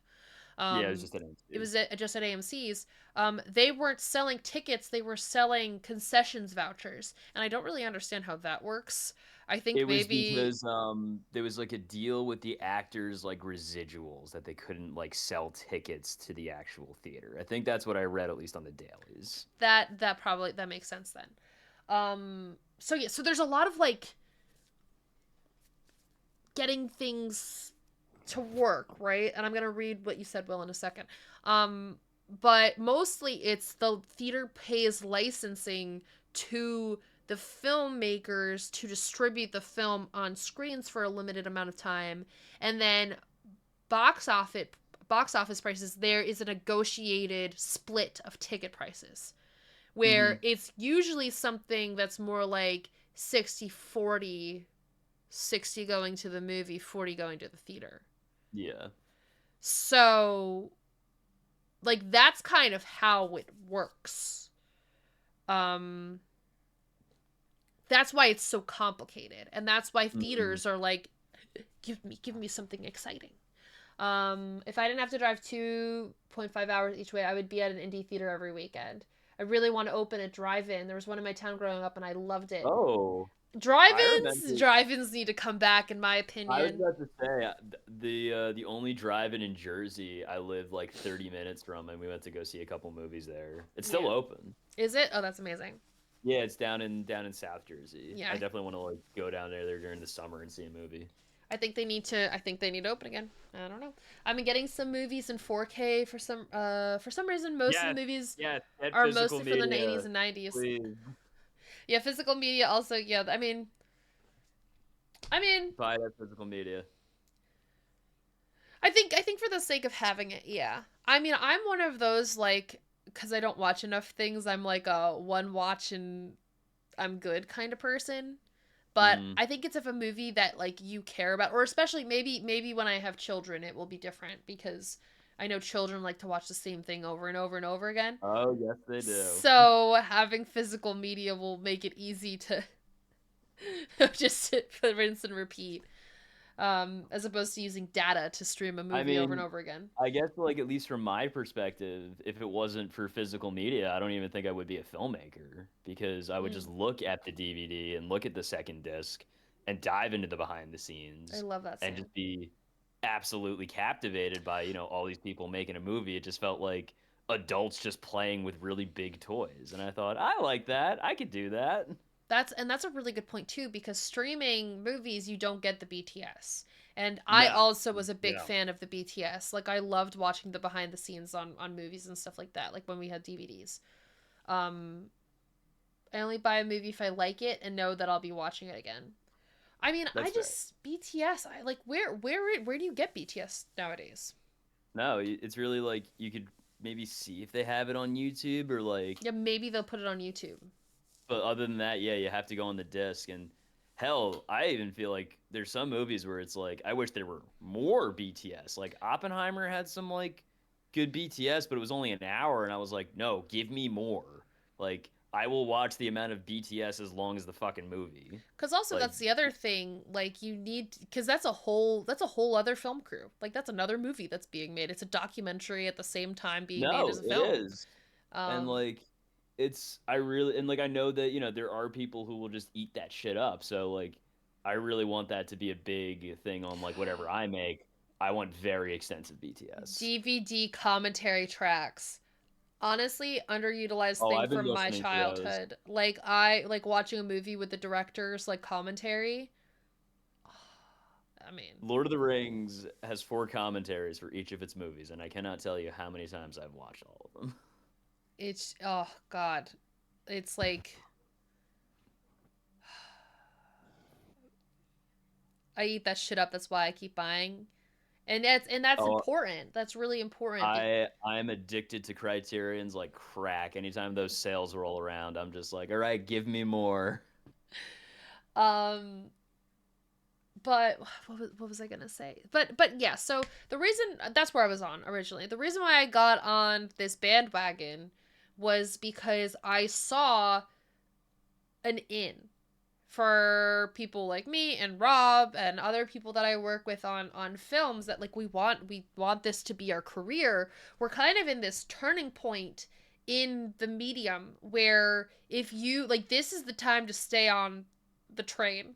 like stay on the bus. Like the road is shaking. There's an earthquake and a thunderstorm and a tornado, and it's like there's a lot of people being like, "I'm getting off this bus." Like I've talked to my manager who has talked about how a lot of people that she knows who have been like she's God. been in this industry for what 20 years plus. I can't even remember the number that she said, but a long time. And so many people that she was in the industry with are no longer involved anymore because Yeah. they can't, it's not sustainable. So like my goals for myself as a creator is to create a sustainable industry that brings people in and makes them have the opportunity to also bring people in, because I don't Mhm. think that there are enough movies actually. Like I don't think that there are enough ideas. I think theaters should be freaking stacked. Like, I think you should be able, like, you go to, like, AMC for some movies, but you can't go to the Mhm. every AMC. You have to go to, like, there are enough screens across the country that we could Oh have yeah. so many different movies and, like, oh, I gotta go here to see this. Like, I mean, You just obviously gotta within get reason. people off their asses and off Netflix. I think if there's good things to go see, people will go see it. Mm-hmm. Like, right now, this whole idea that people, like, want to stay home and watch Netflix, it's because there's nothing happening. And there's no No. movie, like, it's actually, like, a statistic that people will go and see movies. Like, they will go to the theater, but there's nothing that is really making them feel invested in going in to see a theater. Like, that's why Sinners was such a big deal, was because the filmmakers Yeah. were so, like, you gotta see it in the 70 millimeter. People are driving hours. Like, And hours to go see it in special theaters that had the correct projectors to show 70 millimeter IMAX projections of the and movie. it was glorious seeing it that way. And it was And glorious. I am so ready for the Odyssey, for the entire movie to be like that. I hear like mixed things about the Odyssey. Yeah. I saw the Hi, one Ray. trailer with Travis Scott and I was like, what is this? Yeah, they're totally corporating the Odyssey. It's such a shame. I'm like, I guess we'll see, but We, I oh, mean, we still have hope for other movies. you should have been around Times Square in the late 70s to mid 80s. So many theaters all showing something different. Yes, but see, I want to bring Yeah. that back. Like Oh, I would so see that. I want that to come back. How are you doing? It's been a hot minute. It has been a hot minute, Rave. We're talking about Iron Lung. Have you heard the good Briefly. word? Briefly. We're still talking about it. It's part of the conversation. It's more like we're doing like big like curves, like we're going on the road, we're just skirting around the road every once in a while. Well, okay. Well, Rave just said I want to see it, so I want to talk about it. Played the game, loved it. You played the game? There you go. Okay, so have you played it since Definitely go see it then. have you played the lore update? Or have you played it originally when it didn't have the computer in the back? At least they didn't get Jared Leto in the Odyssey cast. Oh, didn't let Jared Leto in the Odyssey cast? Is that a good thing? I hope it's a good thing. I mean, I wasn't there. I'm old, but not that old. I have friends and family who were there. Oh. I'm not saying that you were there. I think I played it with the computer in the back. I'm not saying you were there, Will. I'm just saying that's what I want. That's what I want. I played with the computer in the back. Okay, so if you explored the game, with all of the lore, you'll have a better understanding of the film. One of the things that we were saying, overall, I loved it, actually. Like, I really loved the performance, the production design. I loved the cinematography, honestly. We didn't even talk about that yet, but I really did like the cinematography. Yeah, everything technical wise. Technical was incredible. I thought it was great. The only thing that really was not great was the sound mixing was a little off. Yeah, and but that definitely makes it lose points because even like terrible movies have good sound. But I can't say bad things about that because bro did not edit it in a 5.1 surround sound system. Like, you didn't edit it for movie theaters. That, like, I mean, I don't think so, at least. I mean, he edited it at his house with his bathroom converted to a server room. Like, yeah, well, maybe he can get some extra funds made from this theater money to do a proper mix. I'm sure he could have done. I mean, he did it himself. You know, this is my baby. Yeah. It's one of those kinds of things. Jared Leto makes every movie he's in worse by being in it. Okay, but have you seen Requiem for a Dream? Yeah, He's pretty good in that movie. I'm just he gonna is say. pretty good in that. He's very young in that movie, but he was very good in that movie. It's like Jared Leto, like maybe post Suicide Squad. That's fair. Um, But you're gonna yeah, say no, the movie. yes. Rob, do you have something to say?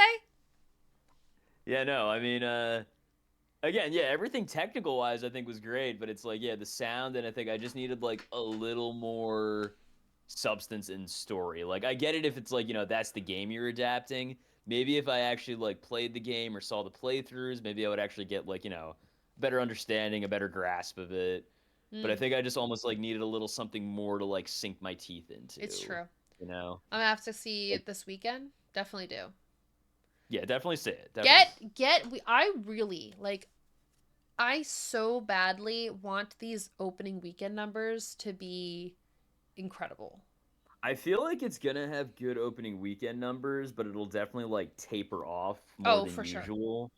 Because it was almost like they had those two big anime films. It was Demon Slayer and Chainsaw Man, and they did very good on their first weekends because it was all that like big fan base people, and then it kind of just like petered out after that. Yeah, I think it's going to be difficult in terms of the like retention because I think the later Yeah, weeks is going to be people that are like, "Oh, what is this movie?" But if they don't have context of what the game is, they're not going to really have a good understanding of what's going on. And I honestly think a lot of that has to do with the audio issues. Although I will yeah, say it is good to go in knowing what Eden is. I don't think Eden is ever actually explained. yeah. That definitely could have had a little more context. Which I'll put that out. I'll say what Eden is because that's in the game and you learn about Eden in the lore update when you go through the computer. Okay, Um okay. Eden is a space station. Um I think there's like two schools of thought after the say it with Quiet Rapture. me Quiet Rapture. Um there's like these two schools of thought that the computer talks about and Eden is there's two space stations actually. What was the other one? The Leviathan or something like that? I forget the other The one one that that he he blew up. mentions. Whoa, spoilers. Um but there's another space station that I can't remember the name of. Um but the but Eden is this other one that is still standing. That has people actively on it. And they are also like the people who run Eden are like what do you want to call it? They're like the more evil government kind of entity, at least Oh, it's based more like on authoritarian, I guess. yeah, more authoritarian kind of government. Um, which honestly, like, I think kind of makes sense for a space station trying to survive in a universe without Oh, stars. Ooh. You got a little glitchy there, Rob. problem. Oh, Problem. hold on. I can never get into anime for some reason. It never interested me. I have found that as I've gotten older, anime has interested me less. Like I've really struggled to get involved with like. I mean, also maybe I shouldn't watch the dubbed anime because the English like infliction of Japanese speech is kind of different. Hello. Okay, is that better? That is Can you hear definitely me now? better. But to finish what I was just saying, but I understand. But I do still like anime. There's a couple shows that I really like. I need to go back and watch Attack on Titan. I really do, and I know that for a Oh fact. yes, watch it. I will. Oh my I god, know. that show was like I know. I need to. That's one of the good ones. that show was like heroin. I couldn't stop it. I'm sorry, but you were saying. Yeah, so Three Body Problem. There's a part of the series where it's these couple ships that are adrift and they have crews, and they basically have to figure out a new system of government. And they Hmm. realize that this small of a confined space with this limited resources, they have to like resort to an authoritarian style government to keep everyone in line. Mm-hmm. Yeah, I think that's what kind of makes sense because also like you're coming at it from Mark's character is literally a convict, um, Hmm. which God, and the thing that's so interesting about this film and the thing that really makes me like honestly excited about it is the internal processing because that when you so the movie the game takes place in one location, the movie technically takes place in one location. um I honestly I love that they show other people in the movie. Like I love that there are other bodies that physically interact with because it's not in the game. Like in the game it's Hmm. you're literally just a dude and you never see another person. Yeah. um Which like I definitely got that from the sense of the how like the film was all in one location. Yeah, I mean, but I love that. But in order to make that story compelling, you have to have the character go on like an internal adventure. And I Hmm. I mean again, that really just goes back to the acting. I just think Mark did a fantastic job like really Oh yeah, bringing me yeah. along. I mean, between this, like I feel like I've watched a lot of movies recently that kind of like the camera is on and the actors just exist. Starting with Hamnet. Um, Yeah, yeah. I also watched Climax recently, which is a French film. Oh, but I Um, still need to see that one. it's oh, it'll fuck you up. Talk about slow burn. That movie is a slow burn. Adding it to the watch It list. it takes a minute. I actually think it's coming to Netflix soon, beginning of February, in 2 days. um, but that movie, it's I mean, synopsis is it's these dancers that get drugged and their rehearsal celebration becomes a nightmare and it's terrible, but it's very much one Uh, of those the cinematography is just like the camera is just sitting or like tracking shot on an actress or actor or whatever and they're just doing like they're just they're existing. just you're being them. That movie though, you're not being them, you're watching them. Yeah. That movie's crazy though because it literally it like you're watching these people be high. And I remember at Mm. one point, like towards the beginning of their high thing, I was like, I am a sober person watching these people be high. And then by the end of like the film, I was like, I am also now high. Like it's Oh my very god. it's what it really does something with the way it's shot is kind of what makes your head feel weird. Like, but it's so good. Okay. It's good. It's good. But that's another one where you're kind of watching the actors just kind of be. And this one, Iron Lung did I think the same thing, where because the task is just kind of d- moving the submarine, but the submarine's Hmm. not doing much to begin with. For the Streamly, I'm not going to be rolling dice. I still have to refund other things too. Actually, now that I think about it. Which movie is this? It sounds familiar. It's called Climax. I'm talking about three movies. I'm talking about Hamnet, which just came out, Climax, which was a 2021 film. It's coming to Netflix soon, and then Iron Lung.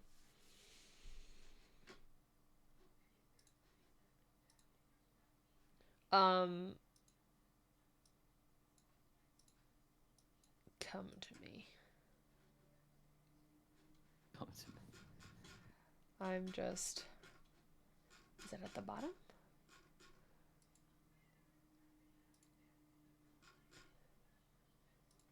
This one. And this one. Okay, sorry. I'm looking at a thing right now saying what the budget for Iron Lung movie is, and the first comment is, I'm thinking it's got to be well over $50. That's a good. And the one underneath is like at least 51. At least 51. Oh my god. I think it was Climax. The one with the dancers? Yes! What if the dice roll would have been successful? I. Not this stream. Maybe tomorrow. Maybe tomorrow. Um. But so okay, one of the shots that I want to talk about in Iron Lung that I was very interested actually. Do you remember the shot, Rob, where they were looking up through the control panel? Yes. That was like the one shot that I could feel the DP like breathing. Mm. What do you mean by like you could feel the DP breathing? Like it was just the way the camera was like moving slightly. Oh, okay. So it's like you almost like felt the presence of the operator. Yeah, it was really Gotcha. interesting. It was really interesting, but also too because I think they have a picture of the set. I have to go and find this. Please give me the juicy BTS. I want to know. I mean, Can I you show don't me? know if this is BTS necessarily. I don't know. Iron Lung, what did I say? Iron Lung set. Cuz they're yeah, okay. Yeah, see, I'm not crazy. Okay. Is this it? Oh no, wait, this isn't it. Someone made an animated. I want to see the set from the movie. This is it. Oh, it is very dark. It is very dark. Well, I could show you this.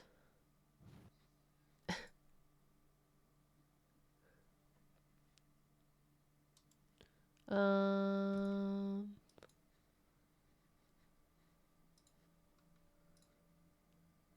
I'm trying to get a good... This maybe? Yeah. I'm trying to get a comparison. Oh yeah, no, I'm seeing the game. Okay. Yeah, I wanna. It's I mean, it's going to be very dark. Open image, new tab. Got a left screen. Oop, left screen, and a right screen. No, maybe I'm not crazy. Maybe I'm not. Maybe the veins are in the game. I have no idea. Will this work? Yeah. Okay, you guys can see this. Are we talking about Iron Lung and not K-pop? What's with all the BTS name drops? I can't. Oh, K-pop, please no, no, not BTS. No, behind the scenes. Yeah. This is the set from the movie on the left side of the screen. This is the thing from the game. On the left side of the screen. And again, it's like this is all you have to interact with are these little arrows. Which it's just I'm just so impressed with the way that this came together. I mean, production design. Yeah, no, that's Production like they definitely added a lot. design. They really gave it that like old like submarine aesthetic. Oh yeah, I mean, but like literally the knobs are in like effectively the same place. And we have some more wires for some foreground depth, but like it's just it's effectively 1-to-1, and Yeah. I am obsessed. Yeah, I mean, that was a really well done set. But anyway, so there's a shot. It's not spoilers because it's not really in the context of anything, but there is a shot where the camera is looking through the dial with the arrow on it. And one thing I noticed about it is that it looks like they lifted this panel up and shot through the glass because you can see Mark's legs like on the bottom of the frame. Which you were seeing, I guess there is no actual like desk, like there's no feet spot underneath. It's just a panel on the front. And I was kind of curious about how that was shot, but I mean, that's me literally, like that's what I'm talking about. Yeah, that's the shot where it's like he's like, it's shooting through that and he walks away and then you see like the photo being taken. Yes. Yeah, that was a cool shot. Also, that's another thing too. There's this like one angle that they have where he's sitting at the console and he's like pushing the speed, and then the camera like goes from like the top of his head and then pushes back and he's at the thing doing the camera. Like just the way that they did time lapses, I thought was so smart. Like yeah. It's like Yeah, it's like when you have like your one location and your set built, then you almost have the freedom to do all those like crazy camera moves and get all that extra equipment I you mean, need. yeah, but like, oh my god. No, they definitely had some talented people on it. I mean, really. I like that's why I'm like, I don't know what to rate it. It's like, see, again, this is why I'm like, I'm still like, I might even go back and change it. It's like one of those things where it's like I might feel it's like this one day, it's this another. I mean, It's interesting. maybe do a rewatch and then do a rewatch. You know what? Maybe I need review. to, yeah, watch like the footage of the game. Watch the gameplay and then Yeah. do a rewatch update. Mm-hmm. Like that's the thing. Like It's like I appreciate all. Again, it's like I appreciate the technical aspects of it all, like the ambition, like that. I all appreciate. Rob 3-starred it can't be undone. It is written in the texts of old. It absolutely is. Oh my god. That's just the first watch, though. It can be changed. It can be changed. Yeah, that's God, what I I'm swear. saying. Like you can do a rewatch review.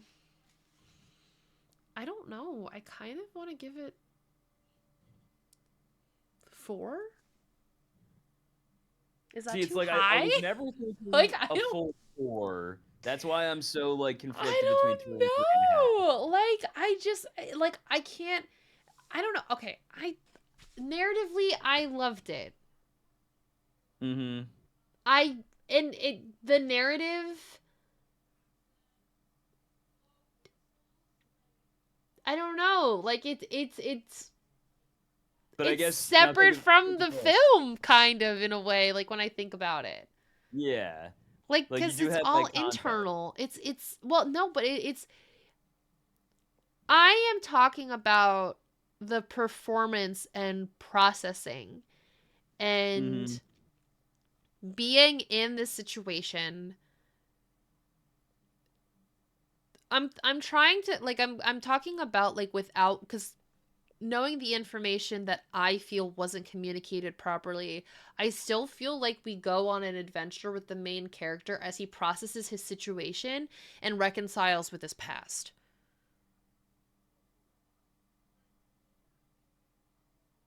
Does that make sense?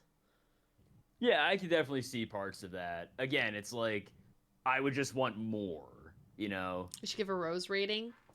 Well, it's still feeling like 4 out of 5 roses. Did the director of the film did the director of the film he wanted to make, excuse me? Did the director make the film he wanted to make? Is that the question? I mean, I would say, I mean, yeah, he definitely probably. I mean, the film he wanted. Markiplier directed it. He directed, wrote it, and starred in it. So yeah, I would say he definitely had a good idea of what he probably wanted. Yeah, no, he did fucking everything. It's one of those films. Have you guys seen the video of like the credits at a film festival? And it's like one guy who lists himself as the credit for every single thing. And then there's like everyone's like applauding about the one guy, and then another name comes up. It's like boo, and then claps when it's the same guy again doing like 3 more rolls. Yeah, yeah. I love that. It's so funny. I mean, so that's the thing too. Like, I feel as a director and an actor, I don't know. Did he have someone? I don't know. Did he even have someone like watching his performance to like? I don't know. Or did he just like assume that he was okay? Hold on. Now this is me getting into myself as an actor, because like I feel like when I do something, when I'm acting, I'm not necessarily concerned about the like how I'm moving, or well, okay, that's not true. The Mhm. micro Like- movements of my body and my face. I'm not concerned about the micro things, but I am concerned about what Elizabeth was talking about earlier with like the believability factor. Mhm. Like I am concerned with being in character and thus being and giving that authentic performance. authentic. Yes. Yeah. So, like, I want to know his process as a director actor because I mean, it's not like he has to really be concerned about like the relationship or how like the relationships are mhm. developing like physically between characters. It's probably just that like through line, that goal he has of like, if I do this, I get out. Yeah, I Like, don't know. Like, and also because I'm thinking about this, like, excuse me, I've directed before, um, and I found that as a director, um, when I'm communicating what I want to the actors, my whole goal is to kind of get them in a headspace where I feel that they are believing their situation to be emotionally um authentic is a really good word mm-hmm. for them.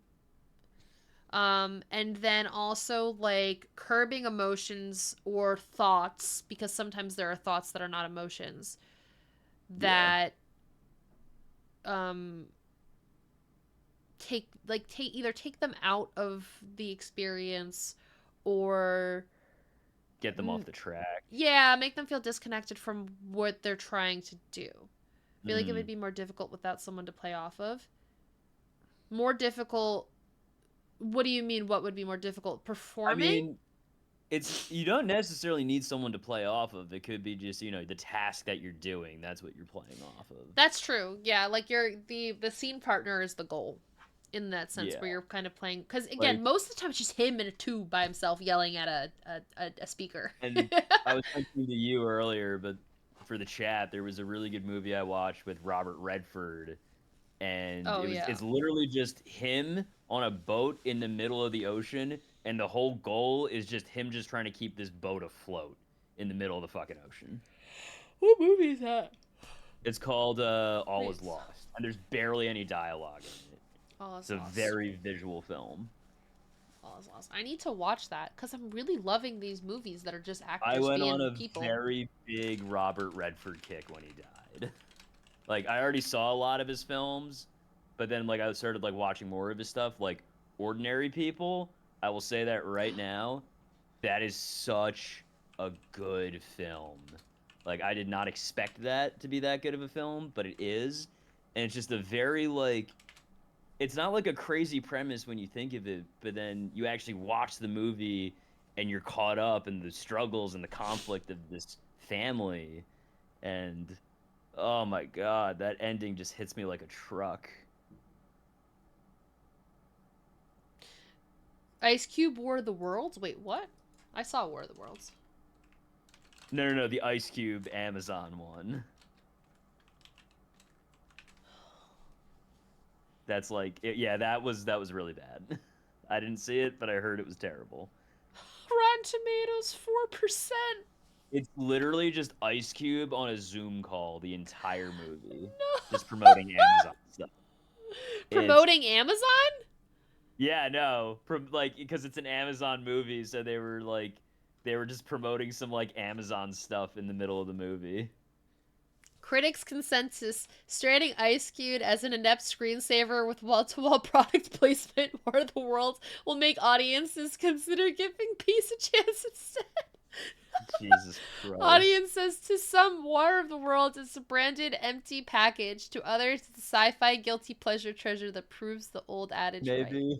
Maybe it's like after like seeing that version of War of the Worlds, maybe the aliens are like, okay, yeah, maybe we should destroy this planet.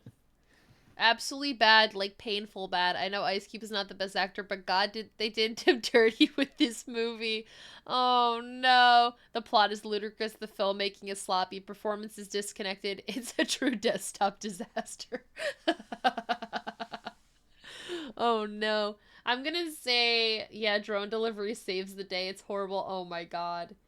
Oh god.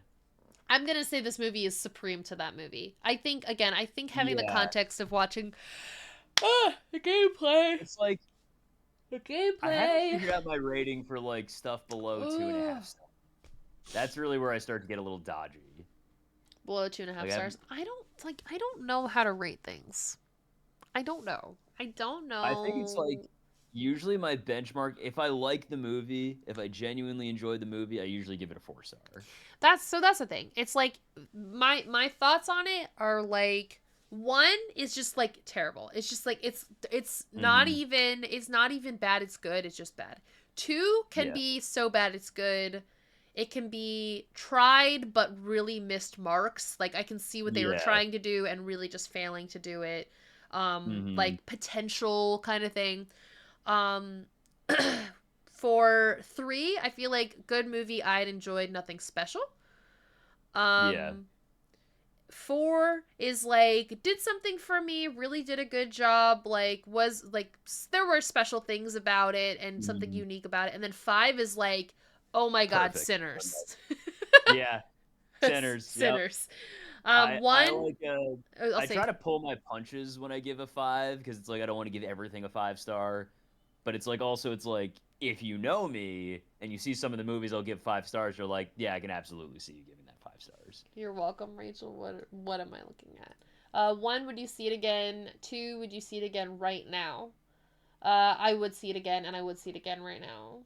I think I would definitely want to see it again after getting more context because from what Rude, you're I'm deleting saying, that clip. You're terrible.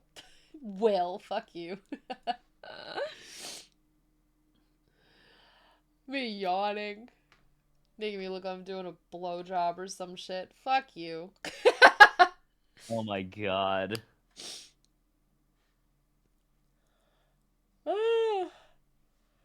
Would you recommend it to everyone? Oh god, I do these things. If not, how big is the audience you would recommend it to? Just arts, not for okay. Um, I would not recommend it to everyone. Yeah. I would not recommend it to everyone because it's just a little bit too niche.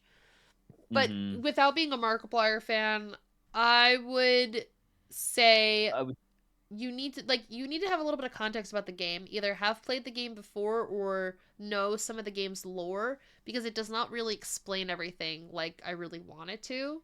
again, like you said, I think that Star Wars crawl would have been A Star Wars crawl would have been great for the top of the movie. They but tried. like there are no stars, so I guess it just will be wars at that point. They did a yeah, it just wars. Just wars. Oh my god, I need to stop yawning, please, please. Let me go. Oh, it's like I'm being She's like been hit with help. a yawning spell. I know, seriously. Somebody stop cursing me. Um thoughts. Shit, you said something and the opening does have like a little bit of like a narrative, like the stars are gone. Mm. I lost a little bit of it because my dad was struggling to turn off his phone screen. So I joked that I was like, turn that thing off, and I missed like, I don't know, 2 lines of dialogue, and I was like, fuck, what were those 2 things that they said? But I'm pretty sure it was like the beginning or The Quiet Rapture. the games, yeah, hold on, where's the fucking plot summary? The stars are gone, the planets have disappeared. Only individuals aboard space stations or starships were left to give the end a name, the Quiet Rapture. Like it needed just a little bit more of that to kind of give that everybody context. But if you know the game, if you know the lore, I think it really does something. Do you think it has a It's like cultural or autistic merit? Sorry, go Rob. yeah, it's like I would say if you're a fan of like horror sci-fi, I would recommend it. If you're a fan of horror sci-fi, you need to go and understand. You need to go watch the. Hold on. I'm trying to figure out how to. Whatever, I'll figure this out later. Fix it in post. Ha. Okay.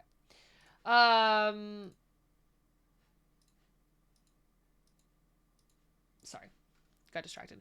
Do you think it has cultural or artistic merit? That's what I was talking about. I think it has cultural merit being that It had that like crazy marketing campaign. But it wasn't a marketing campaign. Well, I guess not a marketing campaign, but I guess like that it blew up basically. It was the to, like, get opposite. It was the opposite of a Ooh, that's a good question. What are characteristics that a movie reviewer looks for when watching a movie? Oof. Story first and foremost. Well, hold on. We'll get to that question in a second. We'll get there. We'll get there. Because I have thoughts too. It wasn't a marketing campaign. He had a contract for what was it? 50 theaters. 50 theaters to start. He got 50 independent theaters to show his film, which was the best contract this guy could get. And they were all across the country, like they were in the most accessible locations that the guy could get for completely independently. Like these original theaters were like, okay, I get it. You are a YouTuber. You have 34 million subscribers. We're gonna get people who are gonna go see this movie. I'll bid. I'll work with you. I'll make this work. Because that's all he had to go by. And people did not give a fuck that he was a YouTuber. People did not care that he was Markiplier. Yeah.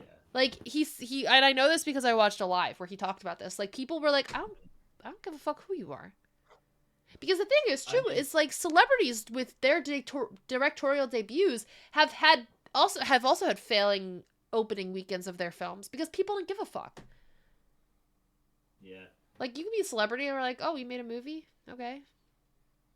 I mean, I don't care. It didn't help that it was in January, and that's probably like ringing alarm bells. It's like, oh, if it's a January movie, it's probably not a good movie. Is that a bad thing? I don't even know that much. Oh yeah, no. Usually, like January is basically like a dumping ground for like a lot of movies because it's like Oscar season's over. Oh. So it's like, yeah. That's probably why it got so much so many people reaching out about it because they'd have empty theaters. Mm-hmm. Wow. January. That's why like a lot of films will do they'll do a limited release Christmas Day and then do their wide opening in January because they know January is like a slow time for like a lot of other movies, and that they still qualify for the Oscars. Wow. Because Mark doesn't give a fuck about the Oscars. Well, yeah. This is he probably also got a good deal for like, a January release. Oh, I'm sure. Oh, like good deal and a lot more real estate. Oh, I'm sure. Well, again, he had 50 theaters. He had like I think like a chain of independent theaters or like some connection with 50 theaters. Like they were all kind of like in the same network. But that was it. All of his other stuff was because people went and reached out to their theaters. Eventually reaching out to like AMC, Cinemark, Regal so much that they had to kind of do something. If they would have been stupid to not, because there is no hype like this about movies. Yeah. Like there is none. People don't give a fuck about movies like this. So if you're getting thousands, if not hundreds of thousands of emails. You say he's like a YouTuber. How big is his like base there? Do you not know? No, I don't know. What did I say? 34 million? 34 million? Okay, yeah, no, that'll definitely get the word out. Let me just double check. I'm sorry. 38.2 million. Oh, that's yeah. So that's definitely a big audience right there. With like current YouTube views, millions. And like that's just the people who are subscribed. Like he probably has people who are like unsubscribed as well. Yeah, there are people not subscribed. I mean, so he's putting out YouTube videos again because again he was on like a long fucking hiatus. Like you have clearly. Maybe he was a little busy with something. I don't know. Yeah, like you have a couple of videos a month over the last couple of months, but like the recent videos, like let's see. We have, as of a month ago, we have a couple of videos um 4.5 million views, 1.4 million views. The last week, 1.1 million, 2.2 million, 1.2 million, 1.3 million on like shitty little like independent video games. 2.2 million videos of views on a 7-minute video called My Hair Is Gone, where he's talking about Iron Lung. Mm.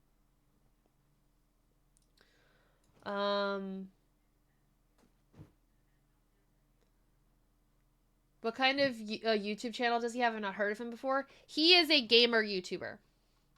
He does video games. And he has been making YouTube content since 2012. He blew up. Huh? I like to think that 2012 was like 6 or 7 years ago, but it's like 13. Yeah. Yeah, accumulated 23. What is it? Billion views? Is that what that is? 100,000 million billion. Yes, 23 billion views. He and Jacksepticeye are the reason Subnautica exists. Well, it's not the reason it exists, but it's the reason that it's as big as it is. They played it in early access, drove hype through the roof. Oh, Subnautica. Oh, I understand. My two inspirations. Sam. Oh my god. He definitely hits, like, it's people, like, in my age bracket and younger that these YouTubers are really, hyped with, because we were kind of the prime market for gaming, like, Let's Play content at its peak. So that includes, so there's Jacksepticeye, Markiplier, and, of course, you know, mention him last, but really first, PewDiePie, that were, like, the three, like, the trifecta. Actually, and if you go back before that, you have people like CNanners, Hutch, Rooster Teeth. Yeah, you have like the old gods. The old guard, yeah. And it was the ones like, who did it before it was cool. yeah, I know CNanners and Hutch exactly. Machinima, yeah. Respawn, yeah. You know, I like remember we tried to do a Halo Machinima. That was fun. They kind of blew up as like the next generation, and that was actually one of the things that made me feel like, because I remember I wanted to be a YouTuber for like, Oh, me too. right? Like everyone wants to be a YouTuber, but I wanted to be when I was in high school. And I mean, a lot of the reason why I'm only just kind of making content the way I am now is because I finally feel like I have something to say. But at the time, it was like I didn't really know what I would even want to do. Oh, I had so many like silly sketch things that we had, and we had so many ones that we didn't finish because I was literally the only one of my friends was like, guys, we got to get this done. We got to get this done. I was the only one who actually cared about it. And they're just like, yeah, we'll get to it when we get to it. Yeah, that was my friend Julie. Actually, the first film I ever starred in was it's on YouTube somewhere, and it's about a guinea pig that kills me. Oh my God. It's like haunted guinea pigs. We had I saw it kind of recently. Furniture. I'd entirely forgotten about it. But yeah, I mean, it was one of those things I wanted to do, but I just wasn't really ready for it. But these guys were the people that made me realize that you can jump on the YouTube train at any point and be successful. Mm-hmm. You don't have to be part of the old gods. Like I want to keep referencing them as the old god, like the Smosh. I want to go back to the question: what are the characteristics that movie reviewers look for when watching a movie? Mm-hmm. I'll let you go first, Rob. I guess for me, it's obviously story first, characters as well. And if I'm invested in the story and the characters, usually the other technical elements will come along. But technical elements usually don't make it or break it for me. Like Ordinary People, nothing crazy in terms of the cinematography or production design. It's like it was made in, I think, 1980, so it's a contemporary film, nothing crazy on that aspect. But just because of the conflict between the characters and the story and their reactions to everything, and just the authenticity of their performances, and just like some of the dialogue that they would have with each other, just like really just reels you into the story. and the rest will come. Or even last night I watched Brothers McMullen, which was the Sundance winner in '95, made on like a 16 mil film for like $25,000. Like technically, definitely not the best movie, but I was invested in the story with the characters.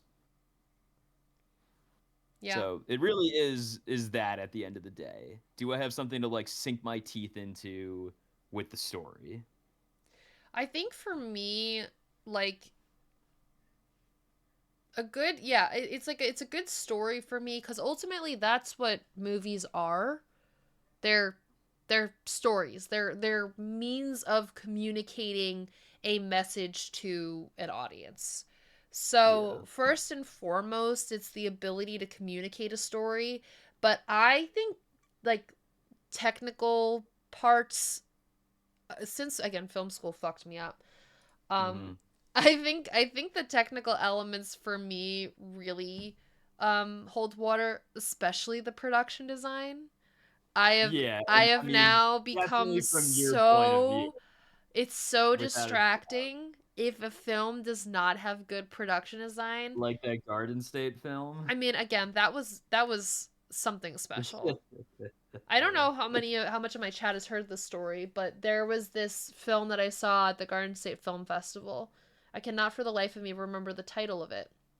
Um, but Oh, I can't it either. was basically it was like it had student film level quality, but like less than student film level quality. It was just like, cinematography was whatever. The performances were nothing great.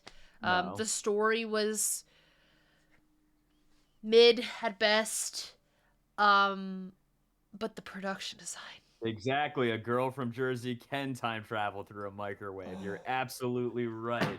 In my heart, I believe a girl from Jersey can time travel. That's me. I thought you were talking about Garden State. No, the Garden State Film Festival. But this film, the production design was abysmal in that They there clearly was shot none. an Airbnb. Well, clearly shot in Airbnb is not a problem.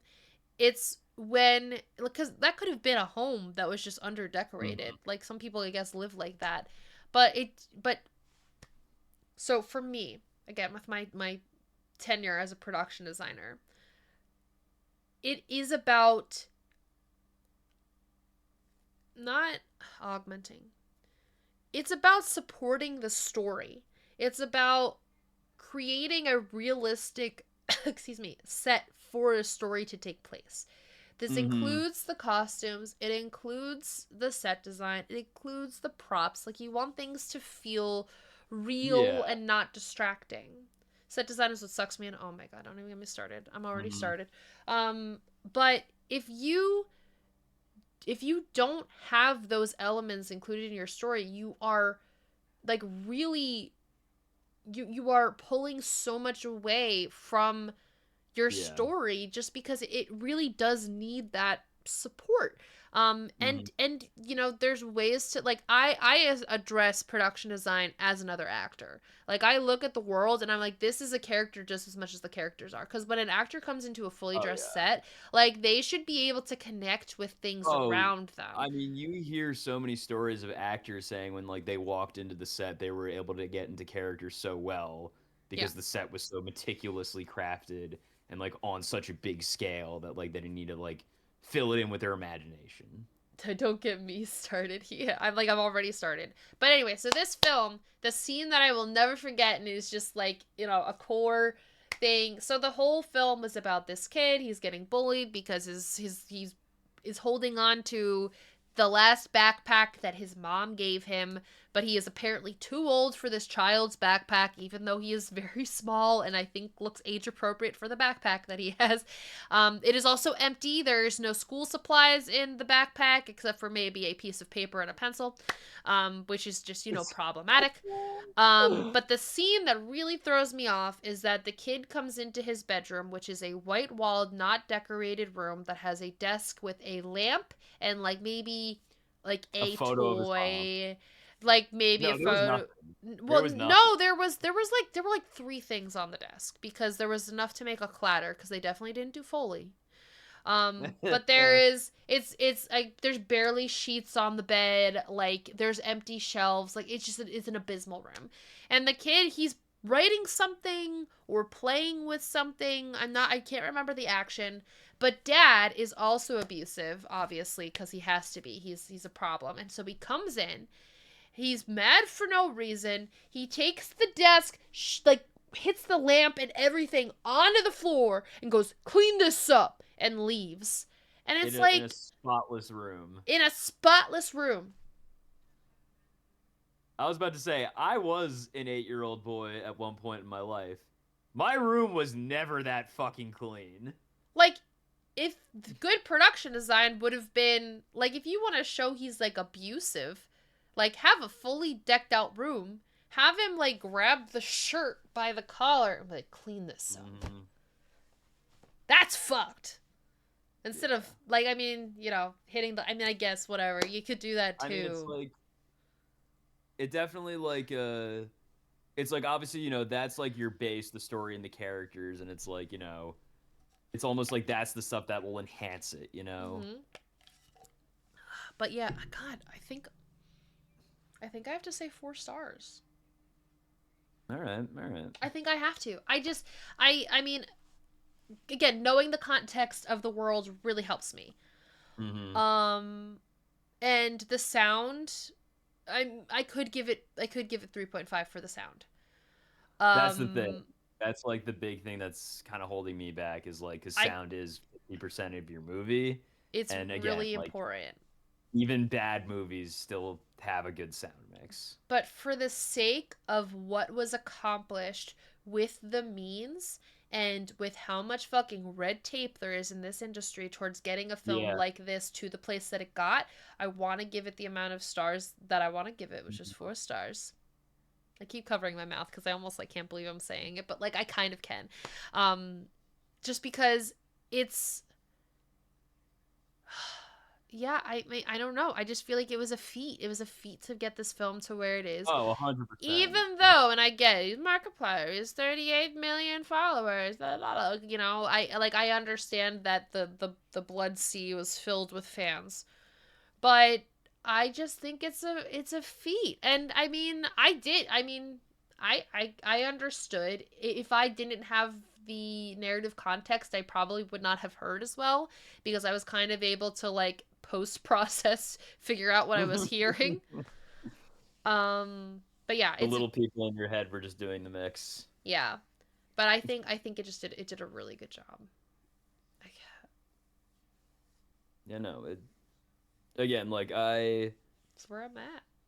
I appreciate everything that they did on that, and again, I really just want to know that final number, because if it's like they made that under $1 million, I will be very impressed. God, I don't know. There really is no information about how much it cost, huh? Because it's like, I'm sure probably, yeah, like they had to build that set in a particular way where it could be a wet set, you know? What do you mean wet set? So it's like, if you're like building a set with any like liquid involved, you can't just like build the set and fill the thing with liquid. You actually have to like build an enclosure around the set so it doesn't actually like seep out into the studio. I'm pretty sure it is, because he like did everything. Yeah, so it's like definitely gonna cost extra to do that. Let me see. Where is this the live stream? Oh my god. I mean, from those Oh, here, wait, hold on. Let me see what I can.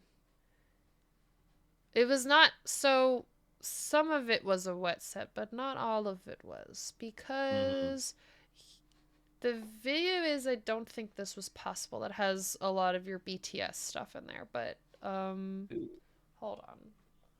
I'm just pulling this up here. So like this is the set. Oh yeah, no, they had to have that shit on gimbals and on a. This is the set for this movie. Yeah, that makes sense. That checks out. Like that's. Yeah, that's some like Inception shit right there. That's crazy to me. I mean, this whole video is great because it's him talking about the movie. I think he kind of goes on his tangent about. Hold on, does he talk about the? This was when it was only in. Okay, I was there when it was in less than 1,000, so this has to be from there too. But again, all this stuff is on his YouTube channel here. I would love. I mean, I would love a deeper BTS. Give it to me. Give it to me.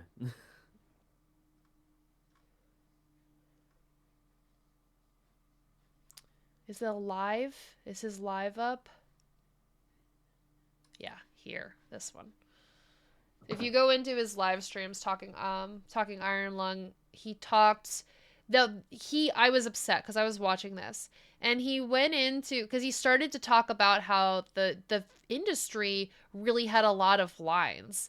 Like, I think this would actually be really interesting. Listen, he kind of goes off on his tangent about his bathroom for a long time, which he gets off of complaining about the film industry to talk about his bathroom for a little bit. Yeah, he finally gets the picture up. And it's the picture of the thing. Looks like a ride at the mall. It costs $20. And the set did look like that, actually. I'm trying to... Yeah, it was like one of those like flight simulator things. It does. It does look like a flight simulator. Yeah. It's crazy. Crazy information here. I don't know. I gotta give it 4 stars. I gotta do it. It just feels right to me. I don't know what else to say. But yeah, no, I get that. Okay. Well, I think I've talked enough. I kind of I need to collect myself more. Do you have anything else to say? No, I mean I think we basically got everything we needed to say. You know, we got to our destination, sans all the different detours and U-turns. Hey, they're valid detours. Valid detours. Look, we get there when we get there, you know? We get there when we get there. Thank you, Smush. That being said, we are going to... Oh my god. When did I get to 2,091 followers? That's crazy. Wow. Impressive. We're going to do a raid into Jim. Oh, a gym raid. Big thank you to Lamb for her contributions tonight. Yeah. Yes, very insightful contributions. Very happy to have Elizabeth pop on. Now we need to watch Falling Skies. Yeah, now we need to watch Falling Skies for sure. Very, very enthusiastic about watching those Falling Skies. But I'll be very disappointed if Chicken Little's not in the show. We are going to go over to Jim's stream again. I'm going to be pretty active over here because I want to watch him play Outer Wilds. If you decide to do one of these on 90s horror, I volunteer to talk with you. Oh yeah, I want to do more of these. Oh yeah, no, this was fun. So what I said at the beginning, or horror in general, what I said at the beginning is that in general, I'm kind of gearing my content towards talking more about the film industry. So I would love to do a stream like this where we're kind of just chatting about like stuff, because I'm very engaged in making this industry accessible. So yeah, no, if we need to do like a movie club. Like I need to actually do a movie night and like watch things and then talk about them. But yeah, no, I mean, I got plenty of them. we're here. We're adapting, friends. The channel, it's adapting. I could talk for an hour straight about the brilliance of Edgar Wright. Oh yes, we can. We absolutely can talk about that. God, start a list. I made a whole fucking short about it. I wish I had more time. You can make more time. That's the thing. I never see watching movies as wasting time. Goodbye, Majora's Rose. What do you mean goodbye, Majora's Rose? I still have a vampire game to finish. Yeah. But like, yeah, I never think I'm wasting time when watching movies because I'm always getting something insightful when I'm watching it. I can also be inspired watching a movie. How are you? I'm good, Wolfie. We were just wrapping up talking about Iron Lung. I'm about to raid out to Jim.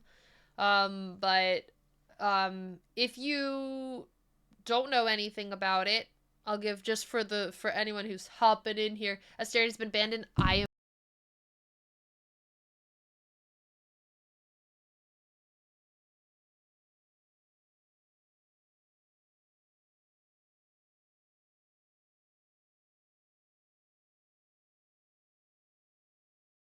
She did just mute herself, yeah.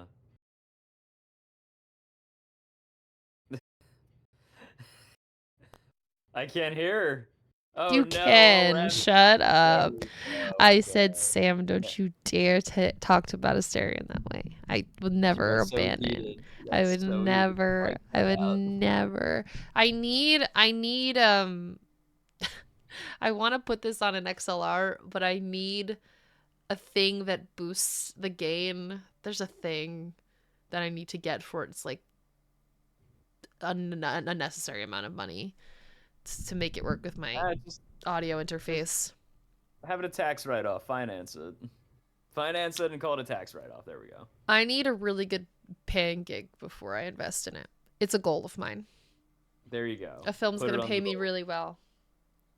Opening of a silencer. Oh my god. We love a good XLR. I have one. I have a whole audio interface, but for some reason these Shure mics are so wonderful, but they need like a boost. Mm. Oh my god. Google Lens, can you not? What was I saying? Red. A loudener. Oh, that's what you were saying. A loudener. I was saying that Talking movies more on stream. no, I was gonna say something else and then I got distracted. You were warning about Outer Wilds? No, it was not. No, sorry. I was saying. Yeah. So Iron Lung. It is a movie by Markiplier. It is about a convict who gets into a submarine, a la the Titanic submersible, to investigate anomalies at the bottom of a blood sea on a moon. If you go to see the movie, I would honestly recommend that you check out the gameplay that Markiplier did. If you look up Markiplier Iron Lung gameplay, I recommend watching it. It's like, I mean, you don't have to like watch the whole thing, but it's 45 minutes. So if you just kind of want something to listen to, I would say do that before you go see the movie because it'll just give you some important context. Yeah, if you don't, you just might be a little bit more confused, but just be patient with it. And also the game is about the inner journey of the character, which I think was really cool. Here's his raid. Majora can always be thrown off train of thought by Asterion. Shut up! Oh, Jim is trying to land on Hollow's Lantern. If you have not played Outer Wilds, I don't recommend you come over in this raid unless you want to ruin the best game in the world for yourself. Well, you've been hyping it up. I probably shouldn't watch that. Make me ha ha ha ha. But okay, everyone have a good rest of the night. Will I be back? I will be back tomorrow. We're playing Vampire the Masquerade Bloodlines 2 and proceeding on our journey. So if that's a vibe for you, then see you tomorrow. I have the Outer Worlds. No!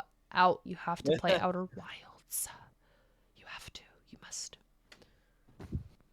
Okay. Bye, everyone. Thank you for watching and Good hanging night, out. everyone. Good night. Bye. Thank you so much. Have a beautiful time. Put that on my list of things to play. You should. Do not come in this raid clutch.